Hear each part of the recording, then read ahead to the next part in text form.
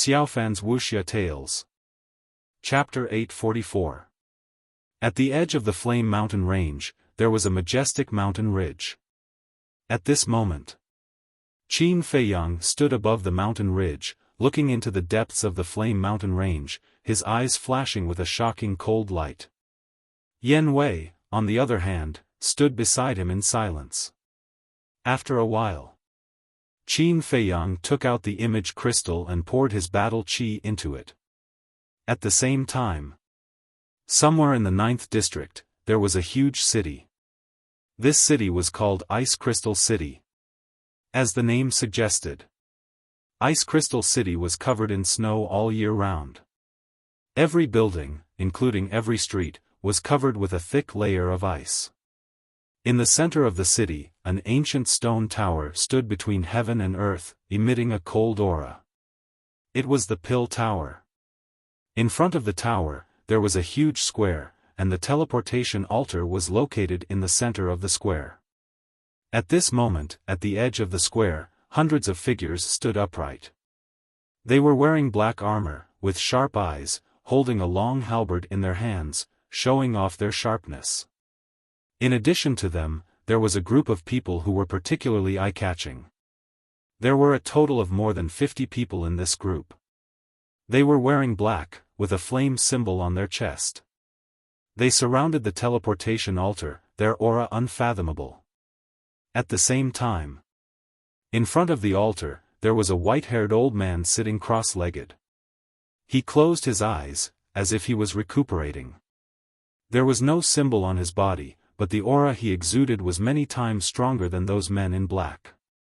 On the surrounding streets, everyone who passed by here looked at the white-haired old man with awe. At this moment, on the southern street, a figure was hurrying towards the square. It was the purple-clothed youth, Wuxia. Buzz.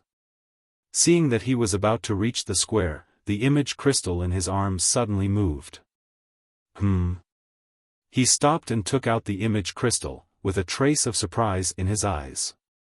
Who would send me a message at this time? Father? Or Qin Feiyang? I can't reply. If it's Qin Feiyang, there will be a lot of trouble. He kept the image crystal and continued to walk towards the square. At the same time, in the air above the Flame Mountain Range, Yan Wei asked suspiciously, "Who are you sending a message to?" Qin Feiyang laughed and said, "Who else could it be other than Wuxia?" Yan Wei frowned and said, "He hasn't responded for so long. It seems like he doesn't want to see you anymore. That's not up to him." A cold light flashed in Qin Feiyang's eyes. With a thought, the purple-clothed young man from the Ice Crystal City immediately fell to the ground, holding his head and howling in pain. He felt as if his head was about to explode. The intense pain was unbearable. What happened? The people around him stopped and looked at him in surprise. The black-armored guards on the square also looked at the purple-clothed young man with vigilance in their eyes. He seems to be the young chief of the Qilin tribe, Wuxia. Didn't his father just say that he's going to the Mu family? The group of black-clothed men guarding the altar were also whispering to each other. "Let's go and take a look." Suddenly, the white-haired old man said, but his eyes were still closed. "Yes." A black-clothed man respectfully responded, strode out of the square and walked towards the purple-clothed young man. At this time, the purple-clothed young man had stopped howling, and the pain in his head also disappeared. But he squatted on the ground, his heart was filled with fear. He originally thought that Qin Feiyang was just scaring him. But now it seems that this is not the case. The slave seal can really control his soul. What's wrong? Do you need help? The black-clothed man walked in front of him and asked. No need, no need. It's just a sudden headache. I'm fine now. Thank you.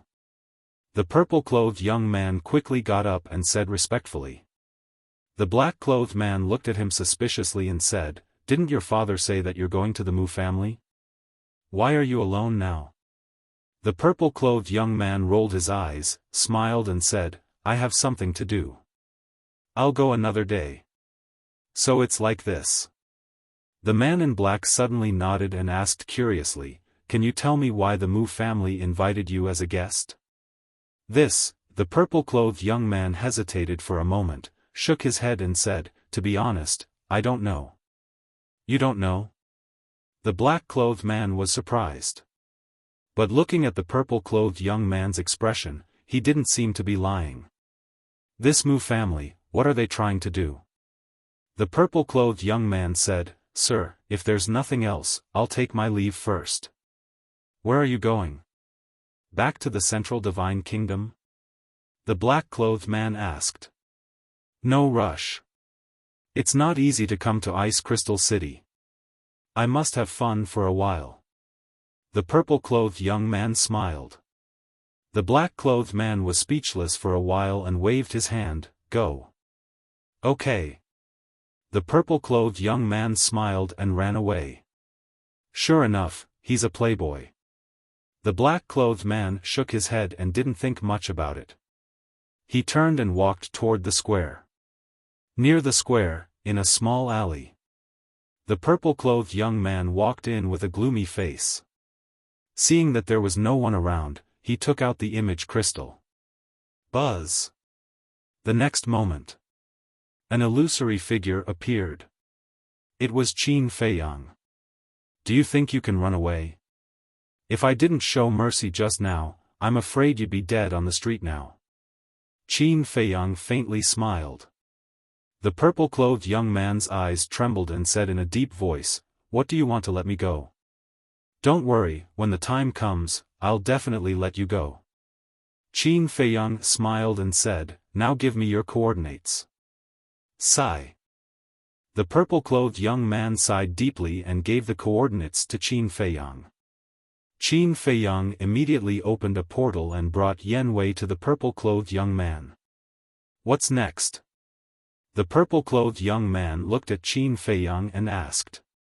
Qin Feiyang said, Tell me about the situation here. The alchemy fire here, wasn't it you who took it? I heard that even the tower master here was killed by your accomplice. Do you still need me to tell you? The purple-clothed young man frowned. Yan Wei raised his eyebrows and shouted, Don't talk nonsense, just tell me. The purple-clothed young man shrunk his neck and said, This is called Ice Crystal City, the Pill Tower and the Teleportation Altar are nearby, but now, the Teleportation Altar is guarded not only by the people of the City Lord Mansion, but also by the people of the Central Tower, and even a messenger. What about the Mu family? Qin Feiyang asked. I don't see them. Maybe they're hiding in the crowd. Of course, I've never seen the Mu family before, even if they stand in front of me, I won't recognize them. The purple-clothed young man said. Qin Feiyang nodded and pondered for a while, then said, Are there any restaurants nearby? Yes. Go out of this alley, turn right, enter the street, then go straight, about 500 or 600 meters away, there's a restaurant called Purple Cloud Restaurant. The purple-clothed young man thought and said. Okay. Yan Wei and I will go to Purple Cloud Restaurant first, you go and call the messenger of the Central Tower. Qin Feiyang said. The purple-clothed young man said, Is it necessary? Can't we just go and find him? I have other things to do. After Qin Feiyang finished speaking, he took out 2 illusory form pills. He threw one to Yan Wei and swallowed the other. Just like before, Yan Wei disguised as an old man. Qin Feiyang disguised as a blue-haired young man. Qin Feiyang looked at the purple-clothed young man and said, Go, after this matter is settled, I will remove your slave seal. Really? The purple-clothed young man was stunned and quickly asked. I always keep my word. Qin Feiyang smiled faintly, took Yan Wei, and strode to the end of the alley. Finally, I'm going to regain my freedom. The purple-clothed young man was ecstatic and quickly turned and ran to the square. About a few hundred breaths later, Qin Feiyang and the purple-clothed young man came to the entrance of the Purple Cloud restaurant. At the door stood 2 waiters. Seeing Qin Feiyang and the purple-clothed young man stop in front of the door, one of the waiters immediately ran up and said with a flattering smile, "2 guests, do you want to drink or stay? Let's drink a little, and arrange a slightly more secluded room for me." Qin Feiyang smiled. "Okay, please come in." Under the waiter's guidance, the 2 entered the Purple Cloud restaurant.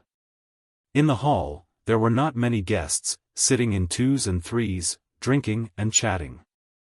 As for Qin Feiyang's arrival, these people only glanced at him hurriedly and then looked away.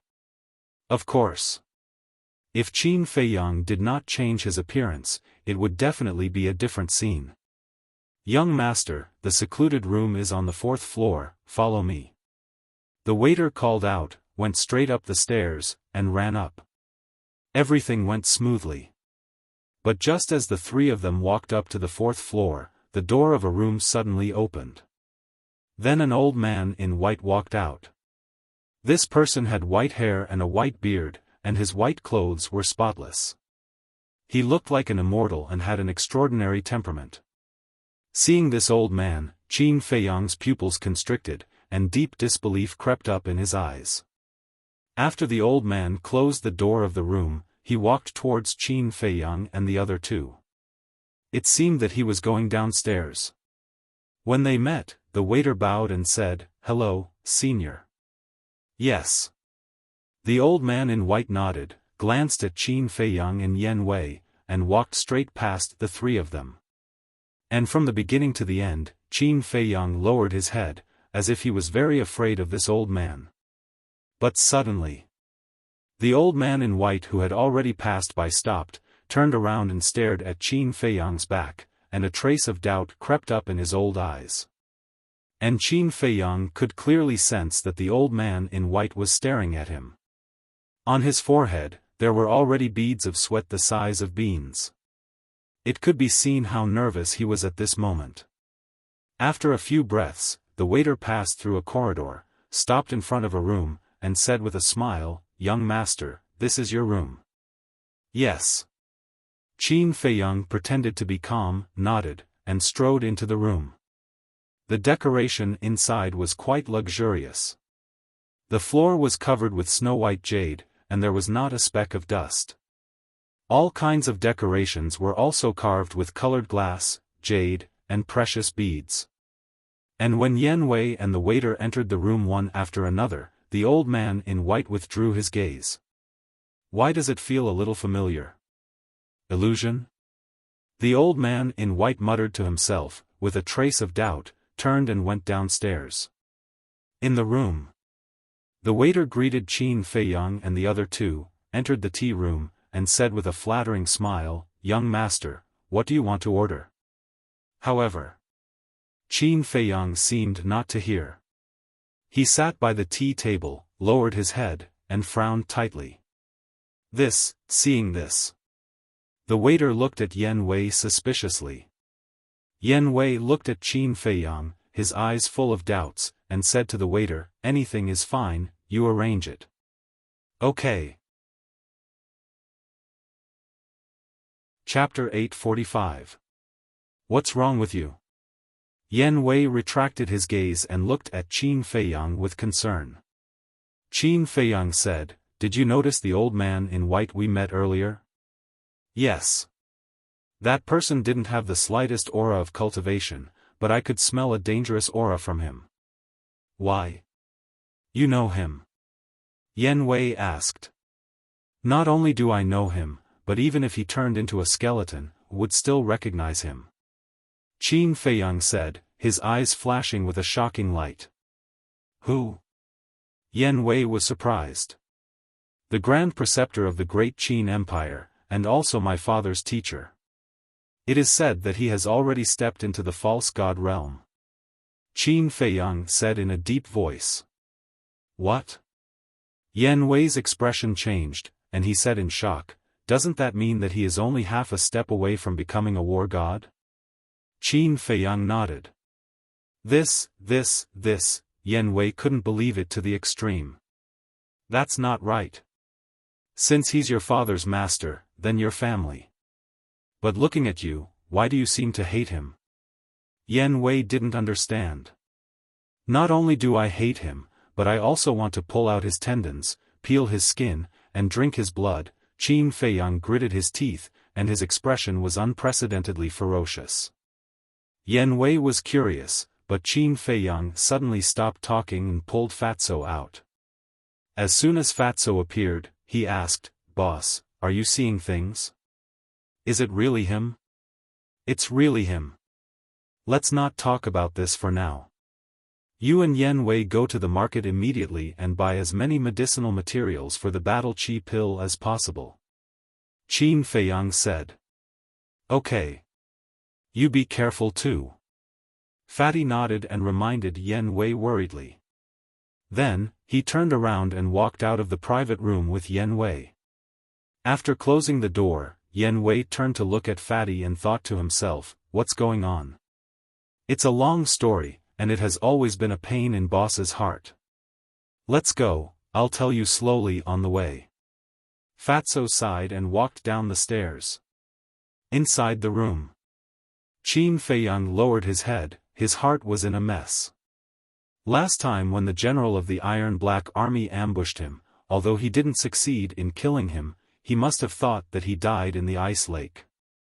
Logically speaking, after hearing of his death, the Grand Preceptor should not come to the Forgotten Continent. But why would this old thing appear in Ice Crystal City? Is it to stop him? Or is there some other reason? But now, the Grand Preceptor must have known he was not dead. Once he appeared, he would definitely be hunted down by the Imperial Tutor. Coupled with the unfathomable Mu family, the situation was getting worse and worse. After a moment, there was a knock on the door. "Come in." Qin Feiyang calmed himself down and looked at the door. The door was pushed open, and the waiter came in with a few dishes and 2 jugs of wine. Qin Feiyang said, "Put it on the table." "Okay." The waiter walked to the table and neatly placed it on the table. Qin Feiyang said again, "If someone is looking for me, there's no need to report, just tell them to come up." "Understood." The waiter nodded and smiled, then turned around and prepared to leave. Suddenly, Qin Feiyang stretched out his hand and said, "Wait." The waiter was startled, and asked, "Young master, do you have any other orders?" Qin Feiyang said calmly, "When I went upstairs, I met that old man in white. Are you familiar with him?" "Not familiar. But that old senior is usually very kind." The waiter laughed. "Kind?" Qin Feiyang secretly sneered, and asked, "Then when did he come to the Purple Cloud House?" "It seems to be half a month ago." The waiter thought for a moment and said, "Half a month ago." Qin Feiyang pondered for a moment, took out a scarlet-colored glass pill, placed it on the tea table, and said with a faint smile, "Take this, don't tell him, I asked you about him." "Okay." The waiter's eyes lit up, and he quickly ran up to grab the Spirit Sea pill, and then ran out happily. This scarlet-colored glass pill only had 1 pill pattern. That waiter was a 3-star war emperor, so he was useless to him. But he could sell it at the exchange. For a waiter in a restaurant, this could be considered a considerable income. Qin Feiyang was silent for a moment, rubbed his swollen head, and sighed, "It seems that I have to be more careful in the future." Then he stood up, walked to the table, grabbed a wine cup, sat at the table, and poured himself a drink. Time passed breath by breath. About 100 breaths. Dong! Another knock on the door sounded. "Is he here?" Qin Feiyang said in a low voice, put down the wine cup, and said, "Please come in." Before his voice died away, the door was pushed open, and an old man and a young man walked into the room. The young man was the purple-clothed young man. The old man was the white-haired old man who was guarding the altar. "Qin Feiyang, this is the divine messenger of the main pagoda." "Milord, this person is Qin Feiyang." The purple-clothed young man closed the door, introduced both sides, and then stepped aside, silently looking at the two. Are you really Qin Feiyang? The white-haired old man looked at Qin Feiyang. Yes, I am. Qin Feiyang took out a facial restoration pill and threw it into his mouth, and soon his face was restored. The moment he restored his face, the white-haired old man's eyes shone with a cold light. Don't you know that the pill pagoda is looking for you? He said in a deep voice. Of course I know, otherwise I wouldn't be hiding. Qin Feiyang smiled. The white-haired old man frowned. Then why did you take the initiative to look for me? Qin Feiyang was taken aback, and looked at the purple-clothed young man suspiciously. The purple-clothed young man said, This has nothing to do with me, and I didn't say anything. I only told him that you were here. Qin Feiyang nodded, looked at the white-haired old man again, and said with a faint smile, If I don't do anything wrong, I'm not afraid of ghosts knocking on my door. Since I dared to look for you, I definitely have the confidence. Please sit. Is there a need to sit? Get up and come with me. As long as you hand over all the alchemy fire, I will help you plead with the main pagoda master and ask him to be lenient. The white-haired old man said expressionlessly. Some things are not as simple as you think. If you don't listen to me, I can guarantee that not only will you regret it in the future, but your main pagoda will also suffer. Qin Feiyang picked up the wine glass, and said lightly while drinking. The white-haired old man raised his eyebrows, walked to the table and sat opposite Qin Feiyang, and said, This old man wants to see how you're going to quibble, speak. It's not a quibble, it's the truth. Except for the heavenly thunder flame, heavenly ice flame, and heavenly mystic flame, all the alchemy fire is in the hands of the Mu clan. The main pagoda masters of the 5th to 9th districts were also killed by the Mu clan's second ancestor. Also, the first two divine envoys who appeared were forced by the Mu clan to self-destruct because they knew the truth. Of course, the main reason why they self-destructed was to help me get out of this predicament. Because I'm the only one in this world who knows the truth. If I die, no one can stop the Mu clan's conspiracy. Qin Feiyang said. You mean, all of this is the Mu clan's plot to frame you? The white-haired old man frowned. Yes. Qin Feiyang nodded. Impossible. The Mu clan has always abided by the rules in the Forgotten Continent, they would never do such a thing. Don't think that I'll believe you just because you said those words. Let me tell you, taking the initiative to admit your mistakes is your wisest choice. The white-haired old man sneered. Abiding by the rules? If that's what you think, then you're too naive. I'll tell you clearly, the Mu clan is planning a big conspiracy. I'm not sure what it is exactly. But I'm sure that once their conspiracy succeeds, the Forgotten Continent will fall into chaos. Qin Feiyang said. The white-haired old man raised his eyebrows, angrily said, Enough, stop trying to drive a wedge between us. Drive a wedge between us? I'm not interested in that, nor do I have the time. Qin Feiyang waved his hand, Lu Hong appeared out of thin air next to him, said, Record that conversation, let this confused divine envoy listen to it. The white-haired old man's eyes darkened, said, Watch your words. Okay. You're not confused, you're smart, your wisdom is unparalleled, is that okay? Qin Feiyang hurriedly waved his hand, but there was a hint of ridicule at the corner of his mouth. This guy's guts are too big. The purple-clothed youth standing at the side, just listening to Qin Feiyang's words, couldn't help but break out in cold sweat. One must know. The old man in front of him was not only the divine envoy of the main tower, but also a terrifying war emperor. It was no exaggeration to say that even his father, the leader of one of the top 10 super tribes, had to be respectful. But this guy, not only did he not have the slightest bit of respect, he was even mocking and ridiculing him. Did he really not know how to write the word death? At the same time, Lu Hong also took out the image crystal, and slowly merged her battle chi into it. Immediately, the recording of that conversation slowly spread in the pavilion. In this conversation, not only Qin Feiyang and the Mu clan's ancestor, but also the black-clothed middle-aged man. That is, the divine envoy who was going to take Qin Feiyang to the central divine kingdom. Listening to these conversations, the white-haired old man's hands gradually clenched. The purple-clothed youth also had a look of horror. He didn't expect that all of this was really done by the Mu clan. There's no such thing as an impenetrable wall in the world. Don't think that by killing me today, you can hide it from everyone. Let me tell you, your Mu clan will pay the price for this sooner or later. Finally, an even louder voice came out from the image crystal. This was what the divine envoy said to the Mu clan's ancestor before he self-destructed. This Mu clan is too much. After listening to all the conversation, the white-haired old man suddenly stood up, his old eyes burst out with a strong murderous intent.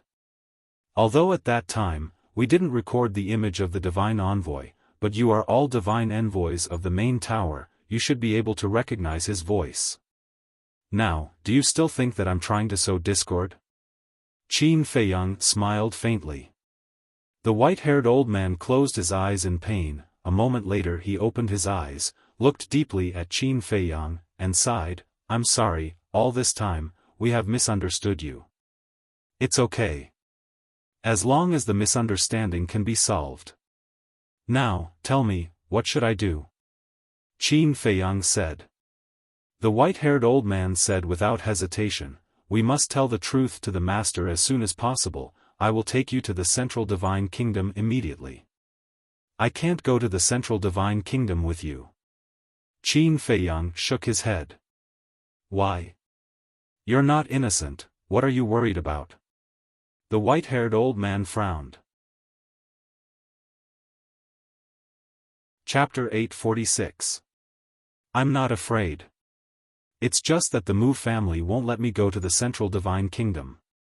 Have you heard of the young master of the Mu family, Mu Qing? Qin Feiyang asked. The white-haired old man nodded. Yes, but I don't know much about him. This person has activated a kind of heaven-defying fighting soul that can see through the origin of all things. All illusions have nowhere to hide. Although he left with serious injuries last time, I have to be careful. What if he's in the crowd outside the Pill Pagoda now? If I show up, won't he know that the misunderstanding between me and the Pill Pagoda has been resolved? Qin Feiyang said. See through the origin of all things? The white-haired old man was shocked and a little incredulous. Qin Feiyang said in a deep voice, I'm not joking. I've been tricked by him many times because of this fighting soul. So, you have a close relationship with the Mu family? The white-haired old man frowned. Qin Feiyang's eyes flashed coldly, and he sneered. Sooner or later, I'll uproot this family. The white-haired old man was stunned, and then he gave him a thumbs up and smiled. I admire your courage. But the Mu family's strength is something that even the Pill Pagoda is quite afraid of. So, I advise you to give up the idea as soon as possible. Since you can't go to the central divine kingdom with me, I'll send a message to the chief pagoda master. As long as he can come to pick us up in person, even if the great ancestor and second ancestor of the Mu family come in person, they won't dare to do anything to you. The white-haired old man said and took out an image crystal. Dong! However, at this time, there was another knock on the door. The white-haired old man was shocked and whispered. You have an appointment with someone else? No. Qin Feiyang shook his head, and his eyes were full of doubts. The waiter of the restaurant? But that's not right. The wine and dishes were already on the table. There was no need for the waiter to come. Who is it? Qin Feiyang asked. Clang. No one answered. However, the door was kicked open by someone. A familiar figure came into Qin Feiyang's sight. Mu Qing. Qin Feiyang's eyes turned cold. Mu Qing walked into the private room and chuckled. It's been so long since we last met. I thought you had forgotten about me. How could I dare to forget you? Qin Feiyang chuckled and looked past Mu Qing towards the door. Mu Qing shook his head and laughed. He walked to the dining table, leaned against the chair, crossed his legs, and revealed a cynical smile. People who didn't understand Mu Qing would definitely think that he was a good-for-nothing playboy when they saw his current appearance. But Qin Feiyang would never think so. However, this kind of attitude made him very uncomfortable. Mu Qing smiled faintly and said, "Don't look anymore. I came alone this time, but, speaking of which..." The corners of his mouth lifted slightly, and there was a trace of mockery in his eyes. "But what?" Qin Feiyang frowned. In his heart, there was a faint sense of uneasiness. Mu Qing smiled and said, "Even if I came alone, you can't go to the Central Divine Kingdom, let alone see the Chief Tower Master." Qin Feiyang narrowed his eyes slightly. Mu Qing said, "Do you want to know why?" Qin Feiyang said, "If you want to tell me, I'm willing to listen." Mu Qing smiled faintly and said, "Then let's do it." "Do it?" Qin Feiyang was stunned. What did he mean? The next moment. A scream sounded behind him. Qin Feiyang was shocked and quickly turned his head to look. He saw the young man in purple slowly falling to the ground. And on his chest, there was a bloody hole with blood gushing out. What's going on? Qin Feiyang was extremely shocked. Suddenly, he seemed to have discovered something and suddenly looked at the white-haired old man. He saw that the white-haired old man was holding a dagger in his hand. That dagger was still dripping blood. Obviously, the young man in purple was killed by the white-haired old man. But why? Wasn't the white-haired old man the divine envoy of the Pill Tower? Logically speaking, he should be protecting the young man in purple. After all, the young man in purple was also someone who knew the truth now. Dong! Suddenly, there was a fierce knock on the door. Who is it? Qin Feiyang raised his eyebrows. Young master, divine envoy, I just heard someone screaming here. Did something happen? Do you need help? The anxious voice of the waiter came from outside. When the young man in purple and the white-haired old man came to the Purple Cloud House, they asked the waiter about Qin Feiyang's private room. So the waiter also knew that the Chief Tower Divine Envoy was in this room now. Mu Qing looked at Qin Feiyang and chuckled, "Do you want me to teach you how to say it?" A cold light flashed in Qin Feiyang's eyes, and he said to the door, "I have a problem with my cultivation." "It's nothing. Go do your work." "Okay. If you need anything, just tell me." After the waiter finished speaking, he hurriedly left. Swish! Qin Feiyang immediately retracted his gaze and looked at the white-haired old man. "Are you surprised?" The white-haired old man laughed. Looking at the smile on the old man's face and Mu Qing's playful expression, Qin Feiyang had a terrible idea in his mind. "Have you been bought by the Mu family?" Qin Feiyang was surprised. "Bought?" The white-haired old man shook his head with a smile and said, "You think too simply. Let me tell you."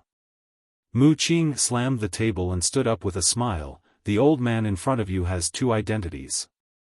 The first identity is the Chief Tower Divine Envoy, and the other identity is my second grandfather." Chief Tower Divine Envoy? Second grandfather? Qin Feiyang's mind was in a mess. It seems too complicated and too sudden. You can't understand it for a while. Then I'll make it simpler.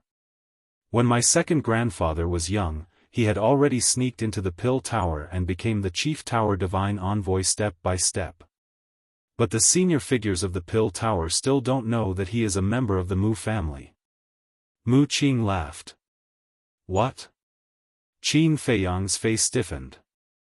If he still couldn't understand it when it was so straightforward, then he was an idiot. At this moment, he was very bitter in his heart. He thought that this time he could make a comeback and ruin the Mu family's reputation. But he never expected that this white-haired old man was a spy planted by the Mu family in the Pill Tower. In an instant, he was thrown from heaven to hell. God was too good at teasing people. It's not God who is teasing you, it's me who is teasing you. First I let you see hope, then I immediately let you fall into despair. This feeling is not ordinary. As if seeing through Qin Feiyang's thoughts, Mu Qing smiled faintly. Don't think that you can make me think highly of you by saying this. If it weren't for the force behind you, to be honest, would have played you to death. Qin Feiyang said lightly. Don't you also have a huge force behind you? How powerful is the son of the great Qin Empire? It's a pity that you can't rely on it. Mu Qing was not angry and retorted. Qin Feiyang's eyes darkened and rushed to Mu Qing like lightning. His big hand was like an eagle's claw, grabbing Mu Qing's head. How dare you be so arrogant? The white-haired old man sneered and rushed toward Qin Feiyang with a roar. Humph, let's wait and see. Qin Feiyang snorted and disappeared without a trace in an instant. The white-haired old man raised his eyebrows. Second grandfather, it's okay. Mu Qing waved his hand and smiled. Such a good opportunity and let him slip away. How can it be okay? The white-haired old man was a little displeased. If that's the case, you're underestimating him. If the pressure could keep him, he wouldn't have been able to escape from the hands of the great ancestor and second ancestor so many times. Mu Qing said. The white-haired old man said gloomily, it's all because of that damn woman. Wrong. Even without that woman, he has a certain life-saving method. Don't forget that the two great ancestors said that he could get the demon dragon's eye and heart because of the castle and the dagger called Chang Shui. I'm now suspecting that the castle and Chang Shui may be divine artifacts comparable to the space-time gate. They can't be underestimated. Moreover, this time, I didn't think of capturing him alive. I just wanted to see his angry expression, and the result didn't disappoint me. Mu Qing said with a smile. Divine artifacts comparable to the space-time gate. The white-haired old man's pupils shrank. At the same time, in the castle, Qin Feiyang's face was gloomy to the extreme. No matter how Mu Qing schemed against him, he didn't care. At most, he would find an opportunity in the future to scheme back. But Mu Qing's last words had touched his bottom line. That's right. He was the son of an emperor. Counting it, he did have a huge force behind him. Although he was unreliable, he had never complained, nor did he expect any help. Because he believed. With his own ability and the group of friends around him who treated him with sincerity, he could still make a name for himself. Logically speaking, he didn't have to be so angry because of Mu Qing's words. But Mu Qing's words had another meaning. He was an abandoned person. And this had always been a pain in his heart. In other words, Mu Qing's previous words were like a dagger fiercely stabbing into his heart, making his injury worse. And this injury was not a physical injury, but a mental and spiritual one. This kind of injury was countless times crueler and more painful than a physical injury. Little Qin Zi, don't be like this. Yes, although you have lost a lot, you still have us. Although we are not qualified to be your backers, as long as you say the word, no matter where you go, we will not hesitate to go. Wolf King, Lu Hong, the double-winged snow eagle, the pangolin, and the black dragon snake were all comforting him in a low voice. Because they knew Qin Feiyang too well. They could clearly feel Qin Feiyang's mood at the moment. Suddenly, Wolf King seemed to think of something and said, Little Hong, quickly send a message to Fatso and Yen Wei and tell them not to come back. Yes. Fatso and Yen Wei are still outside. Qin Feiyang quivered. Before Lu Hong took out the image crystal, he took the initiative to take it out. Because Fatso and Yen Wei were still unaware.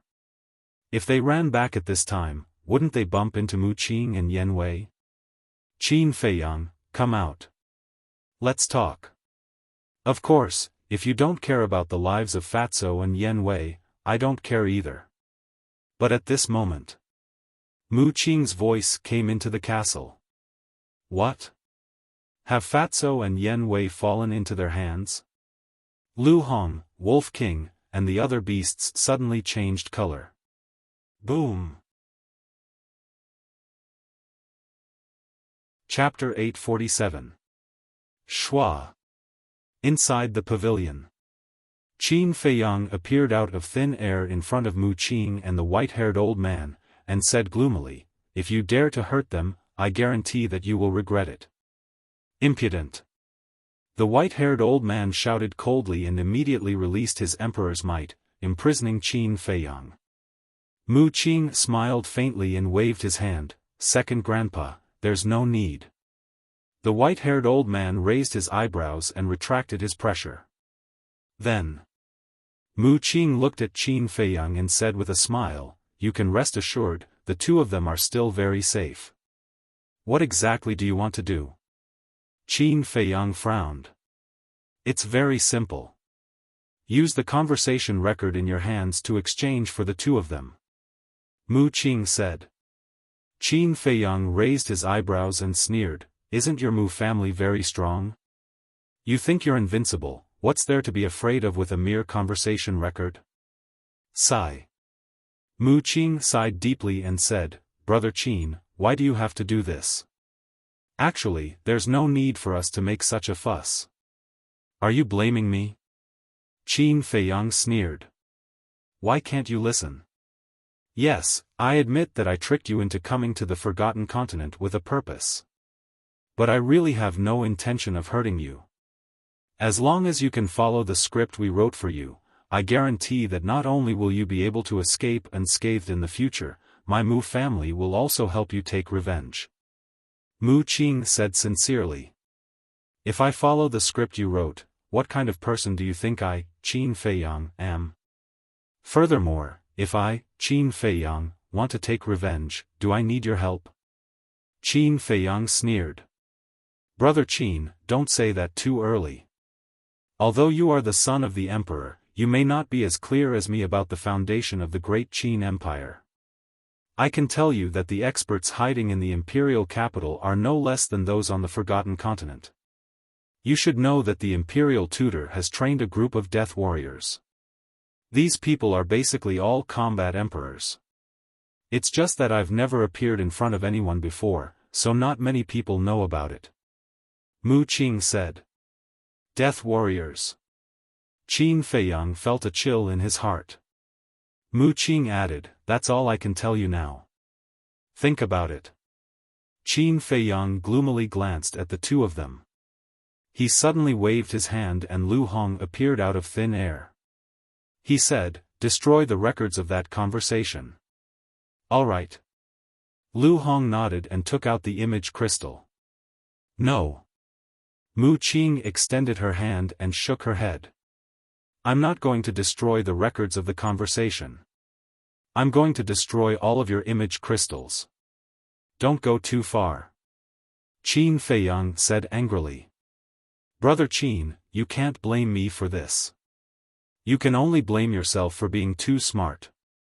I had no choice but to guard against you. What if you have something up your sleeve? Therefore, only by destroying the image crystal can we completely eliminate all future troubles." Mu Qing smiled. "All right, I'll do as you wish," Qin Feiyang said word by word. He took out his image crystal first and squeezed it hard with his big hand. With a crack, the image crystal instantly shattered. Lu Hong also crushed the image crystal. Mu Qing nodded with satisfaction and said with a smile, "There's also Wolf King, Black Dragon Snake, and Double-Winged Snow Eagle." Qin Feiyang said in a deep voice, double-winged snow eagle and double-winged snow snake don't have image crystals. No? Mu Qing was surprised. After thinking for a while, she nodded and said, "All right, I believe you. Then call Wolf King out." Qin Feiyang waved his hand again and Wolf King appeared out of thin air. "Long time no see." Mu Qing greeted him warmly. "What's up? You miss me?" "Good, I miss you too. Let's make out." Wolf King teased. "Make out?" Mu Qing's face twitched and she said helplessly, "Forget it. If you bite me when I'm not careful, won't I lose a lot?" "How dare you?" Wolf King smiled disdainfully and took out the image crystal from his energy reserve. He threw it on the ground and crushed it with his foot. "Brother Wolf is really straightforward." Mu Qing gave him a thumbs up and laughed. "Then you have to remember that the enmity between us is irreconcilable," Wolf King said, his eyes flashing with a terrifying ferocious light. "I understand." Mu Qing nodded and smiled.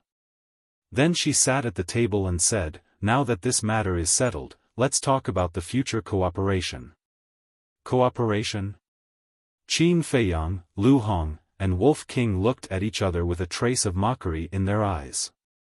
Now their relationship with Mu Qing had reached the point where it was either you die or I die. Was there still a possibility of cooperation? "I know what you are thinking, but don't you want to know the secret of the heavenly thunder fire?" Mu Qing smiled faintly. "Secret?" Qin Feiyang's eyes narrowed and he said, "You two go to the ancient castle first. I will be outside alone." Lu Hong and Wolf King nodded. Qin Feiyang waved his hand and sent them to the ancient castle.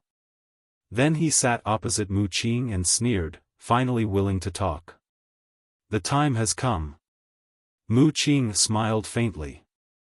She picked up a wine cup and slowly tasted it. Then she looked at Qin Feiyang and said, "In the Forgotten Continent, there is a very ancient legend. It is said that a miracle is hidden in a certain place. In the miracle, there are countless treasures. For example, elixir fire, elixir recipes, medicinal herbs, all kinds of divine weapons, and battle arts. Some people even say that there are divine arts, divine weapons, and divine elixirs." Mu Qing said.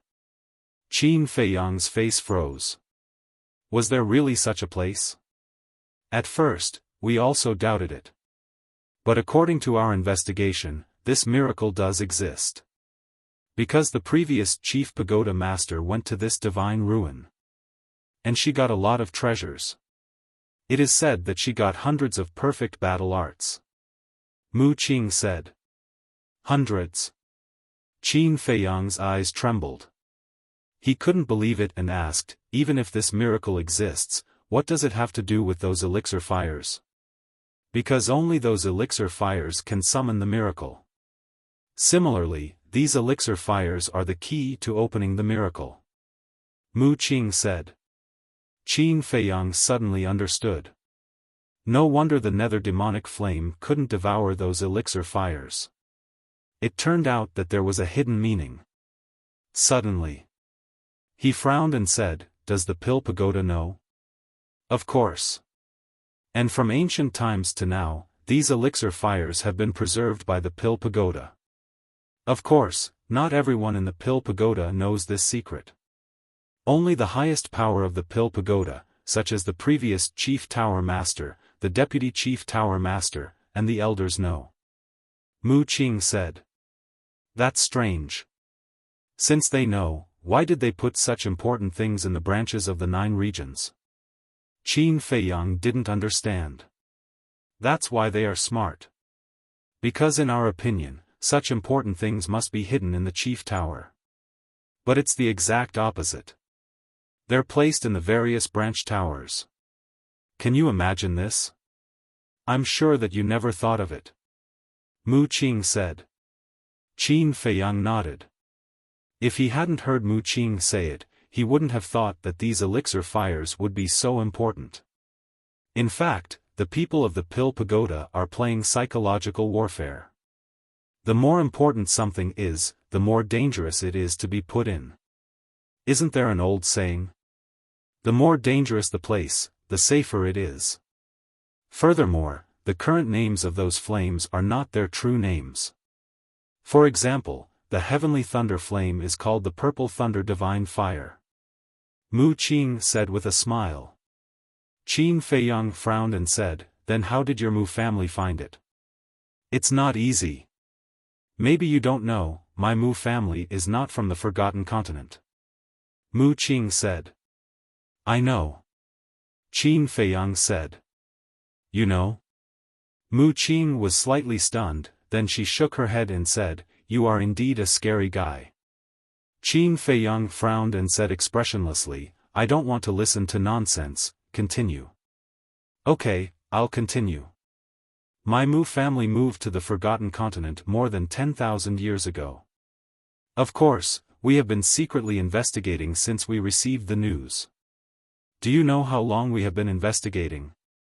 It's been 10,000 years, until a few years ago, we found out that the alchemy fire of the various branches is the key to opening the miracle. Mu Qing sighed. Qin Feiyang said, then where is your Mu family originally from? This, Mu Qing hesitated and shook her head, I can't tell you for now, let's talk about cooperation, I believe you are interested in this miracle. Yes. I am interested. But why should I cooperate with your Mu family? Qin Feiyang said. You must cooperate with us.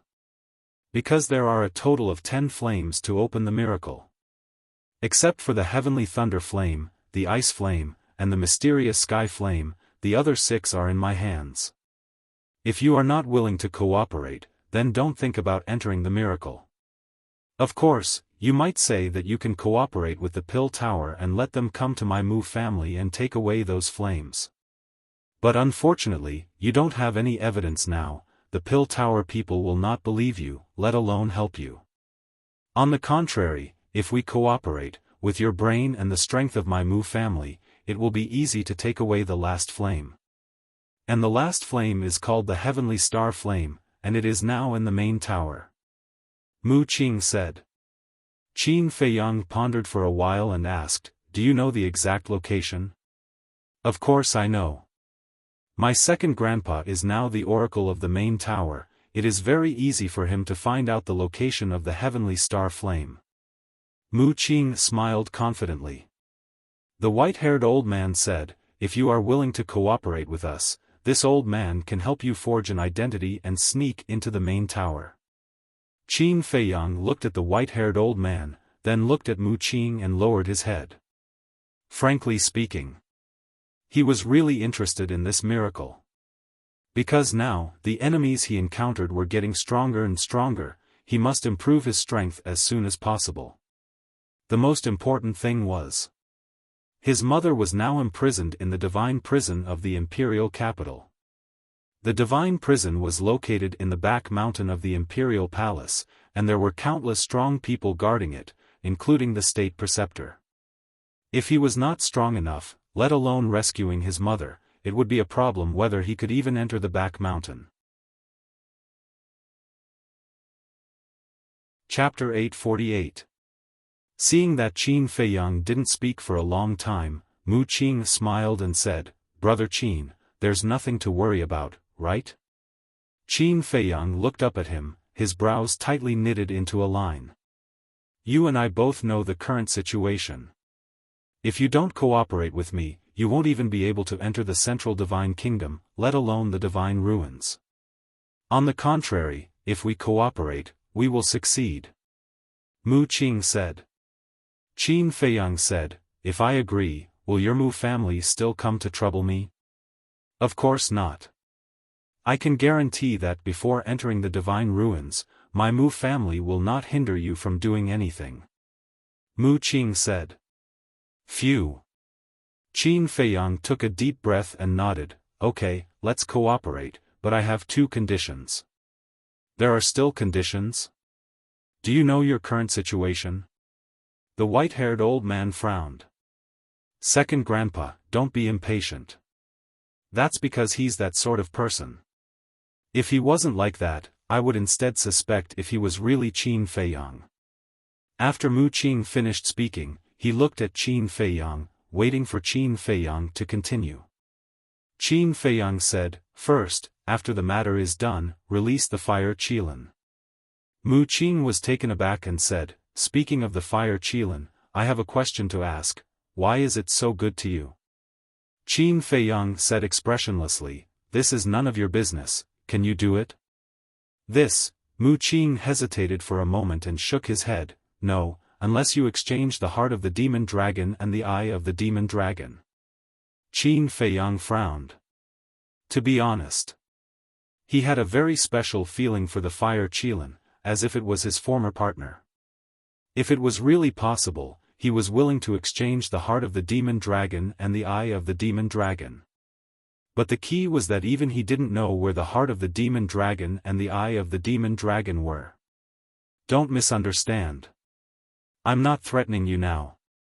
After all, you can't have your cake and eat it. You want me to hand over the fire Qilin, so you have to give me some compensation, right? Mu Qing smiled. All right. When we come out of the divine sight, we will make the exchange face to face. Qin Feiyang nodded. Although the devil dragon's heart and devil dragon's eye had disappeared, Mu Qing did not know about it. He could use this point to stall for time.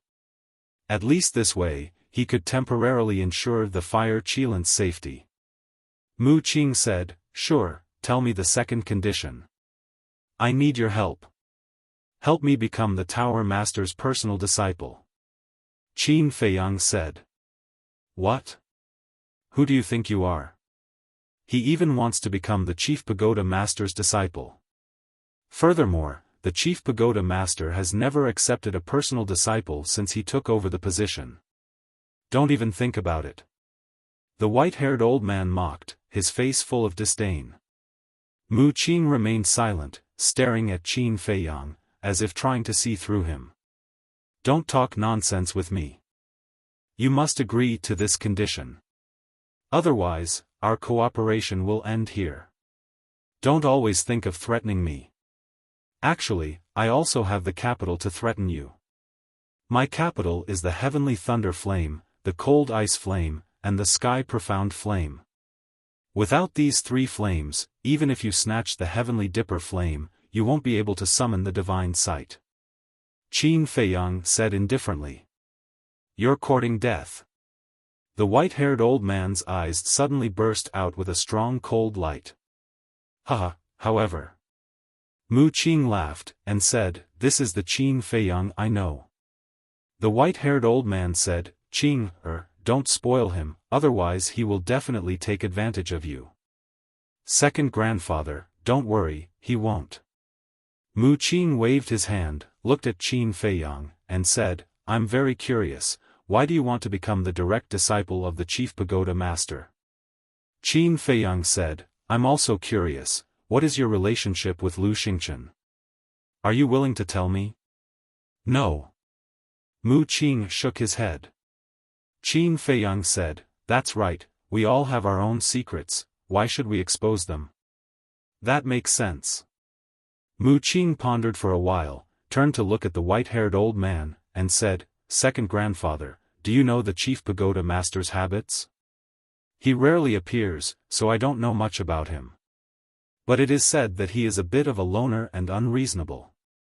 I'm afraid we can't help him become the Chief Pagoda Master's disciple." The white-haired old man said. Mu Qing nodded, looked at Qin Feiyang again, and said, "We can at most help you, whether you succeed or not depends on your ability." "Okay." Qin Feiyang pondered for a moment and nodded. Mu Qing immediately raised his wine glass and said with a smile, "Then I wish us a happy cooperation." Qin Feiyang didn't bother to talk to him, and said, "When are we going to the Central Divine Kingdom?" Mu Qing was quite embarrassed. He put down his wine glass, got up and said, "Since Brother Qin can't wait, let's go now." "Not now, I have to wait for Fatso and the others to come back." Qin Feiyang said, and then pointed to the purple-clothed young man lying in a pool of blood and said, "And, what should we do with him?" "That's easy. Just say that he was killed by Qin Feiyang," Mu Qing said with a smile. Qin Feiyang's eyes suddenly became cold. "Did I say something wrong? I don't think so. Anyway, you will change your name when you enter the Central Divine Kingdom. Even if you stand in front of the gate of the Qilin tribe, they might not be able to recognize you. What are you afraid of? Alright, you wait patiently. We'll wait for you at the teleportation altar." Mu Qing smiled and left with the white-haired old man. After Qin Feiyang watched the two of them leave, he turned around and stared at the purple-clothed youth's corpse. Suddenly, with a wave of his hand, a red sword Qi appeared and pounced towards the purple-clothed youth, destroying the corpse. He had figured it out. In any case, he had already carried so many scapegoats, so it didn't matter if he carried one more. Next, he walked into the tea room and lowered his head in thought. The reason why he proposed the condition of becoming the chief pagoda master's disciple was entirely because of the mysterious lady. The mysterious lady wanted him to snatch the five-colored spar, which gave him a headache. Because it was almost impossible for the five-colored spar to be with the chief pagoda master. But if he could become his disciple and gain his trust, the chances would undoubtedly be much higher. About an hour passed. Fatso and Yan Wei finally returned. Qin Feiyang looked up at the two of them and asked with a smile, "How was the harvest?" "Full of rewards. Not only did we buy more than 5 million sets of medicinal ingredients for the battle chi pill, but we also got a lot of medicinal ingredients that were 10,000 years old." Fatso laughed. Yan Wei followed, but we found that someone seemed to be following us. I don't know if it's an illusion or not. It's not an illusion, Qin Feiyang said. What do you mean? Fatso and Mu Qing were surprised. The people following you are from the Mu clan. Qin Feiyang explained what had happened in a simple and clear manner. Hearing it, the two of them couldn't help but break out in cold sweat. If before, Qin Feiyang and Mu Qing had a falling out, wouldn't they be in danger? Qin Feiyang rubbed his head and sighed. The Mu clan is actually not terrible. The one who is really terrible is Mu Qing. Yes. His omniscient eye is too heaven-defying. No matter how we disguise, he can see through it. Yan Wei said helplessly. Qin Feiyang said, that's why I chose to cooperate with him. It's good to cooperate. At least during this time, you can relax. Fatso didn't refute it. It's not that he's afraid of the Mu clan. Since entering the Forgotten Continent, Qin Feiyang has been entangled with the Mu clan and the mysterious lady. Just looking at it made him feel tired, let alone Qin Feiyang, who was involved in it. So, he wanted to let Qin Feiyang have a good rest. Then let's go. The Central Divine Kingdom. I'd like to see what kind of dragon's pool and tiger's den this place is. Qin Feiyang's eyes flashed, and he led the two of them out of the pavilion and walked towards the stairs. When they passed by the state preceptor's door, Fatso frowned and said, don't you want to investigate him? We can't. Because once we investigate, it's very likely that we'll expose ourselves and attract his attention. Yan Wei was the first to speak. On the way to buy the herbs, Fatso had already told Yan Wei about Qin Feiyang. He sympathized with Qin Feiyang's experience. Because of this, he also learned about Qin Feiyang's other side. It wasn't easy for this young man to come this far. Fatso glanced at Yan Wei, and secretly said to Qin Feiyang, what Yan Wei said, Fat Lord can also think of it. But this old thing is too dangerous, we can't leave him alone. I know. But Yan Wei is right, we can't alert him. Let's just pretend that we didn't meet him. Moreover, if he really came for me, then if he couldn't find me in the 9 regions, he would definitely go to the Central Divine Kingdom. Qin Feiyang said. Okay. Fatso nodded helplessly. When they came to the first floor, Fatso paid the bill, and the three of them walked out. But as soon as they walked to the door, Qin Feiyang saw the state preceptor also walking toward the restaurant. Don't do anything rash. Qin Feiyang's pupils shrank, and he lowered his head, secretly warning Fatso. He was very relieved about Yen Wei. However, Fatty had a mischievous personality. No one knew what he would do. Don't worry, Fat Lord knows what to do. Fatty replied in his mind, but his eyes were rolling around in their sockets. Suddenly, his eyes lit up, and he ran to the counter and said to the waiter inside, "Give me a pot of wine." Okay. There was a wine cabinet behind the waiter, on which there were large and small wine pots. These wine jugs were all made of top-grade jade. The waiter turned around, reached out and grabbed a wine pot the size of an adult's palm, and placed it in front of Fatso. After the fatty paid the bill, he eagerly ran behind Qin Feiyang and his companion. Then, he opened the wine jug and began to drink leisurely. What do you want? Qin Feiyang frowned. I'm suddenly thirsty, I want to drink. Fatso laughed. I'm warning you, if you dare to do anything, don't think about coming out of the castle in the future. Qin Feiyang said in a deep voice. I say, you're so annoying. Why do you care if I drink some wine? The fatty furrowed his brows, looking very displeased. Qin Feiyang frowned and didn't say anything more. He turned around and walked out of the door with his head lowered. Because at this moment, the state preceptor had also arrived at the door. The two of them passed by just like that. Yen Wei didn't look at the state preceptor, and he was also quite nervous. However, Fatso didn't feel nervous at all. He held the wine pot, swaggered, and glanced at the state preceptor from time to time. Ouch! Just as the two of them brushed past each other, the fatty suddenly let out a howl and staggered forward, falling forward. And the wine pot in his hand, whether it was intentional or coincidental, flew up and hit the state preceptor's head. Chapter 849. In an instant, the place fell into a dead silence. Everyone looked at Fatso and the Grand Preceptor, including Qin Feiyang and Yen Wei. Similarly, the Grand Preceptor was also a little stunned by this sudden, sneak attack. The first one to react was the waiter of the Purple Cloud House.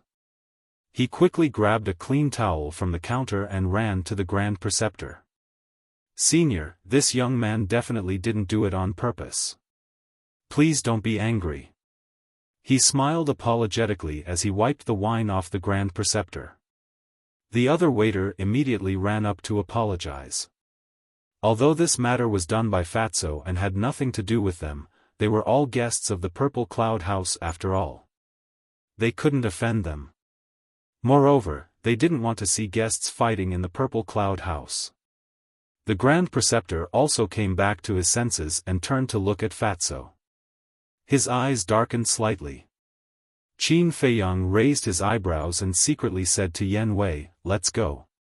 Pretend that we don't know him." After saying that, he left without looking back. Yen Wei shook his head and laughed. He inadvertently glanced at Fatso with a meaningful look in his eyes. It meant, "You're on your own." After that, Yen Wei chased after Qin Feiyang with large strides. Fatso's face instantly turned green. He actually left him alone and slipped away. That was too much. He rolled his eyes and turned to look at the waiter of the Purple Cloud House. He said angrily, "What's wrong with the Purple Cloud House? Why did you set such a high threshold?" The waiter was a little confused. Didn't you see? Earlier, it was this doorstep that tripped this young master and implicated this old senior. You all did this on purpose, didn't you? Fatso roared with a gloomy face. Yes. It's our fault. We'll tear down this threshold later. Please don't be angry. The waiter looked at each other and smiled apologetically. Forget it, Forget it. I'll just consider myself unlucky today. Fatso waved his hand impatiently and turned to look at the state preceptor. He smiled apologetically and said, "Old senior, I'm really sorry about your clothes. Why don't I go buy you a new set of clothes?" "No need," the imperial preceptor said gloomily. He then turned around and walked upstairs with an ugly expression. Hee, Fatso snickered inwardly. He took out a Qianquan bag from his bosom and tossed it to the shop assistants. Then, he turned around and chased after Qin Feiyang and his companion.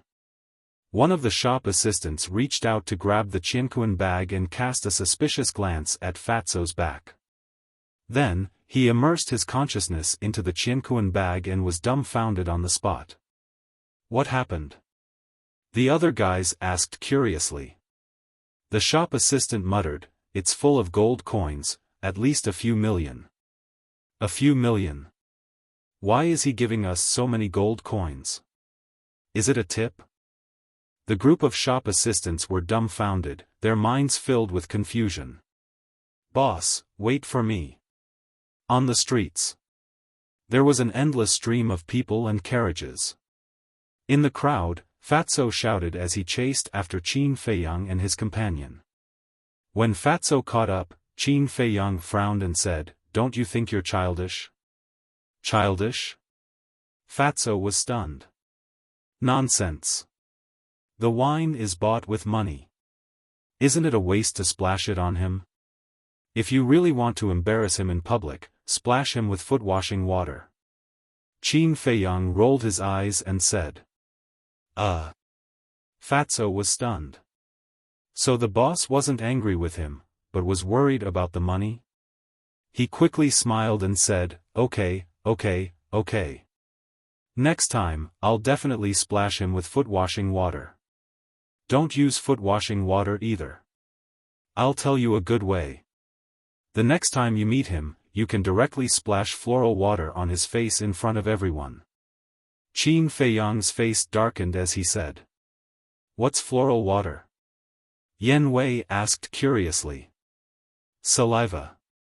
Qin Feiyang's face darkened. The corner of Yan Wei's mouth twitched fiercely. Fatso was very embarrassed.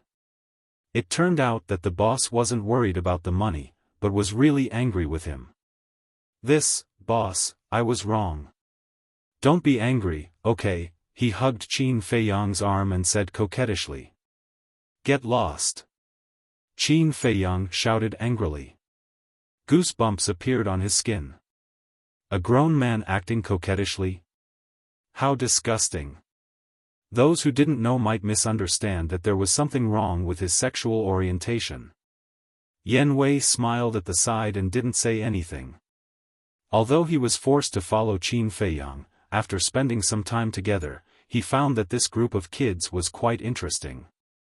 A moment later, the three of them came to the square. Because the three of them had changed their faces, no one knew that they were the wanted targets of the Pill Pagoda. But in the square, they only saw Mu Qing's second grandpa and didn't see Mu Qing. But next to the white-haired old man stood a strange young man. He was about 1.7 meters tall, about 20 years old, skinny as a match, and could be blown away by a gust of wind. His appearance was also very ordinary, wearing old black clothes. In short, this was a very inconspicuous young man. "Stop." When Qin Feiyang and the other two walked into the square, they were stopped by two black armored guards. They were the guards of the Ice Crystal City's City Lord Mansion, responsible for assisting the people of the Pill Pagoda. And now, everyone who entered the square had to be interrogated by the Heaven's Eye Stone. "Let them in." But at this time, the white-haired old man said, "Yes." The two guards respectfully responded and retreated to the side. The pedestrians on the street also stopped and looked at the three of them curiously. They didn't accept the interrogation. The three of them must have a powerful background. Qin Feiyang and the other two walked in front of the white-haired old man and bowed. With so many eyes watching, they still had to show the necessary etiquette. The white-haired old man nodded, turned around and waved his hand. Battle chi surged and quickly opened the teleportation altar. I can't go back now, so you have to go to the Central Divine Kingdom by yourselves. This is my identity token. When you arrive at the Pill Pagoda, give this token to the Deacon Elder, he will arrange a place for you. The white-haired old man took out a palm-sized token and handed it to Qin Feiyang, secretly sending a message. Okay. Qin Feiyang nodded and took the token. The token was pure gold, with a flame pattern engraved on the front and a name on the back. Lu Xingfeng. Obviously. This was the white-haired old man's name, but it must be a fake name. As for the white-haired old man's real name, Qin Feiyang didn't bother to ask. He took Fatso and Yen Wei and directly stepped onto the teleportation altar. Be careful. Lu Xingfeng looked at the inconspicuous black-clothed young man next to him and secretly warned him. The black-clothed young man nodded and also stepped onto the teleportation altar, standing next to Qin Feiyang. Qin Feiyang was surprised and turned to look at the black-clothed young man. The black-clothed young man grinned and sent a message, even you didn't notice, that means my disguise was very successful. Qin Feiyang frowned. So this guy was Mu Qing. Wang.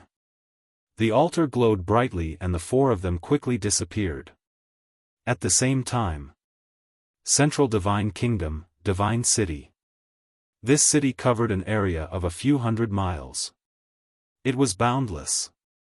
Tall buildings towered into the sky like precipitous peaks. Every street and alley was filled with people. It was bustling and lively. The most eye-catching place was the central area of the city. That place was located in an ancient building complex. There was an ancient castle. There were tall buildings. There was a palace. There were houses. Among them, there were 10 ancient towers that towered into the sky. From afar, it looked like 10 giants stood in the middle of the city, exuding an unparalleled majestic aura. Although the city was very large, the 10 ancient pagodas could be seen clearly from every corner.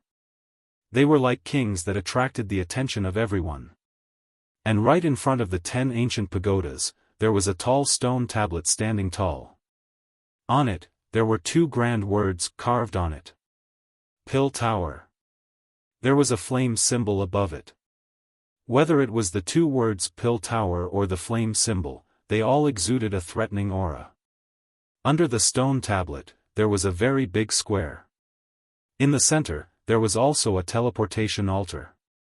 Beside the altar, a black-clothed old man sat cross-legged. At this moment, he was looking at the teleportation altar that was glowing brightly. His old eyes exuded a sharp light, and his aura was unfathomable. Suddenly, 4 figures appeared on the altar. It was Qin Feiyang and the other 3. As soon as they appeared, Qin Feiyang, Fatso, and Yen Wei looked around curiously. This was especially true for Yen Wei, who couldn't hide the excitement on his face. He had always yearned to go to the Central Divine Kingdom. But in the past, it was limited to yearning. It was basically impossible to enter the Central Divine Kingdom. He even thought that there was no hope of entering the Central Divine Kingdom in this life. But he did not expect to stand on this sacred land at this moment. Therefore, he was very excited at this moment. Hey, can you guys be more promising? Look at you guys now. Are you any different from country bumpkins? Mu Qing looked at the 3 of them helplessly. It's none of your business. Fatso glared at him fiercely. Nonsense, of course it's my business. We're together now. It's embarrassing for you guys to be like this. Mu Qing said unhappily. Fat Lord has a bad temper. Who's with you? Don't get it wrong. You are you, we are us. We have nothing to do with each other. Fatso said angrily. Of course, the 2 of them talked secretly through voice transmission. Who are you guys? The old man in black glanced at the 3 of them, his eyes flashing coldly. "Humph, I'm a magnanimous person. I won't argue with you." Mu Qing glanced at Fatso coldly, jumped off the altar, landed on the ground, and bowed respectfully to the old man in black, saying, "Junior Qin Day, greets Senior." Qin Day? Hearing this name, Qin Feiyang and the other two could not help but be stunned. Fatso said through voice transmission, "Boss, is he indirectly taking advantage of you?" "Taking advantage of me?" Qin Feiyang was stunned and looked at him in confusion. "Think about it. Qin Day, isn't it Uncle Qin's idea? If it's a little deeper, then it's a real uncle. In other words, he gave you this name, which is tantamount to saying that he's your real uncle." Fatso analyzed seriously. Qin Feiyang's face twitched. This damn Fatso also had a rich imagination, right? I personally think that Fatso's words are reasonable. After all, you see, there are so many surnames in the world. Why did he choose the same surname as you? Chapter 850. Well, Qin Feiyang couldn't find a reason to refute them. Is that really the case? He looked at Mu Qing's back suspiciously, jumped down the altar, and landed beside Mu Qing. Fatso and Yen Wei also jumped down and bowed to the old man in black. The old man in black asked, "What are you doing in the central divine kingdom?" "We want to enter the main tower," Mu Qing said, and then winked at Qin Feiyang. Qin Feiyang understood and took out Lu Xingfeng's identity token. After seeing the token, the old man in black's expression eased a lot, and he asked, "Are all of you?" "No. Only me and him." Mu Qing pointed at Qin Feiyang and said, "What about them?" The old man in black looked at Fatso and Yen Wei again. Mu Qing coughed dryly and said with a straight face, "They are our servants." Fuck. The fatty's heart was instantly filled with rage. Yen Wei was also a little unhappy. "Servants?" The old man in black glanced at the two, and then looked at Mu Qing again, and said, "The main tower has a rule that you can't bring servants in." Mu Qing said, "I know. I will settle them down first, and then come to the main tower to sign up. Then go and settle them down first." The old man in black nodded and then closed his eyes, ignoring the four. "Let's go." Mu Qing whispered to Qin Feiyang and the other two, and then turned and walked to the street on the other side of the square.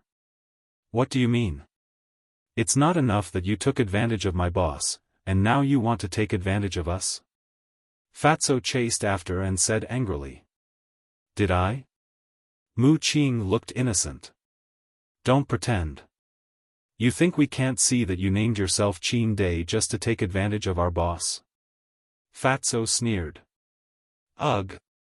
Mu Qing was stunned. She shook her head and said, "I just said a name casually. I didn't expect your imagination to be so rich." "But you don't say, Qin Day, my dear grandpa, this name is quite good. Brother Qin, although we're about the same age, if you want to call me grandpa, I won't mind." Mu Qing looked at Qin Feiyang and laughed mockingly. Then, she left with a smile on her face. Qin Feiyang's face darkened. This bastard was obviously toying with him. "Boss, why don't you give yourself a better name? This way, you can also be called Mu Day or Mu Ancestor. At that time, he will have to obediently call you Ancestor." Fatso chuckled. "He's childish, so are you?"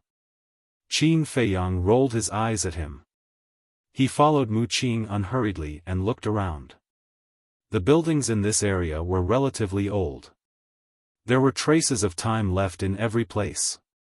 On both sides of the square, there were green trees planted. Under the trees, there were patches of flower beds.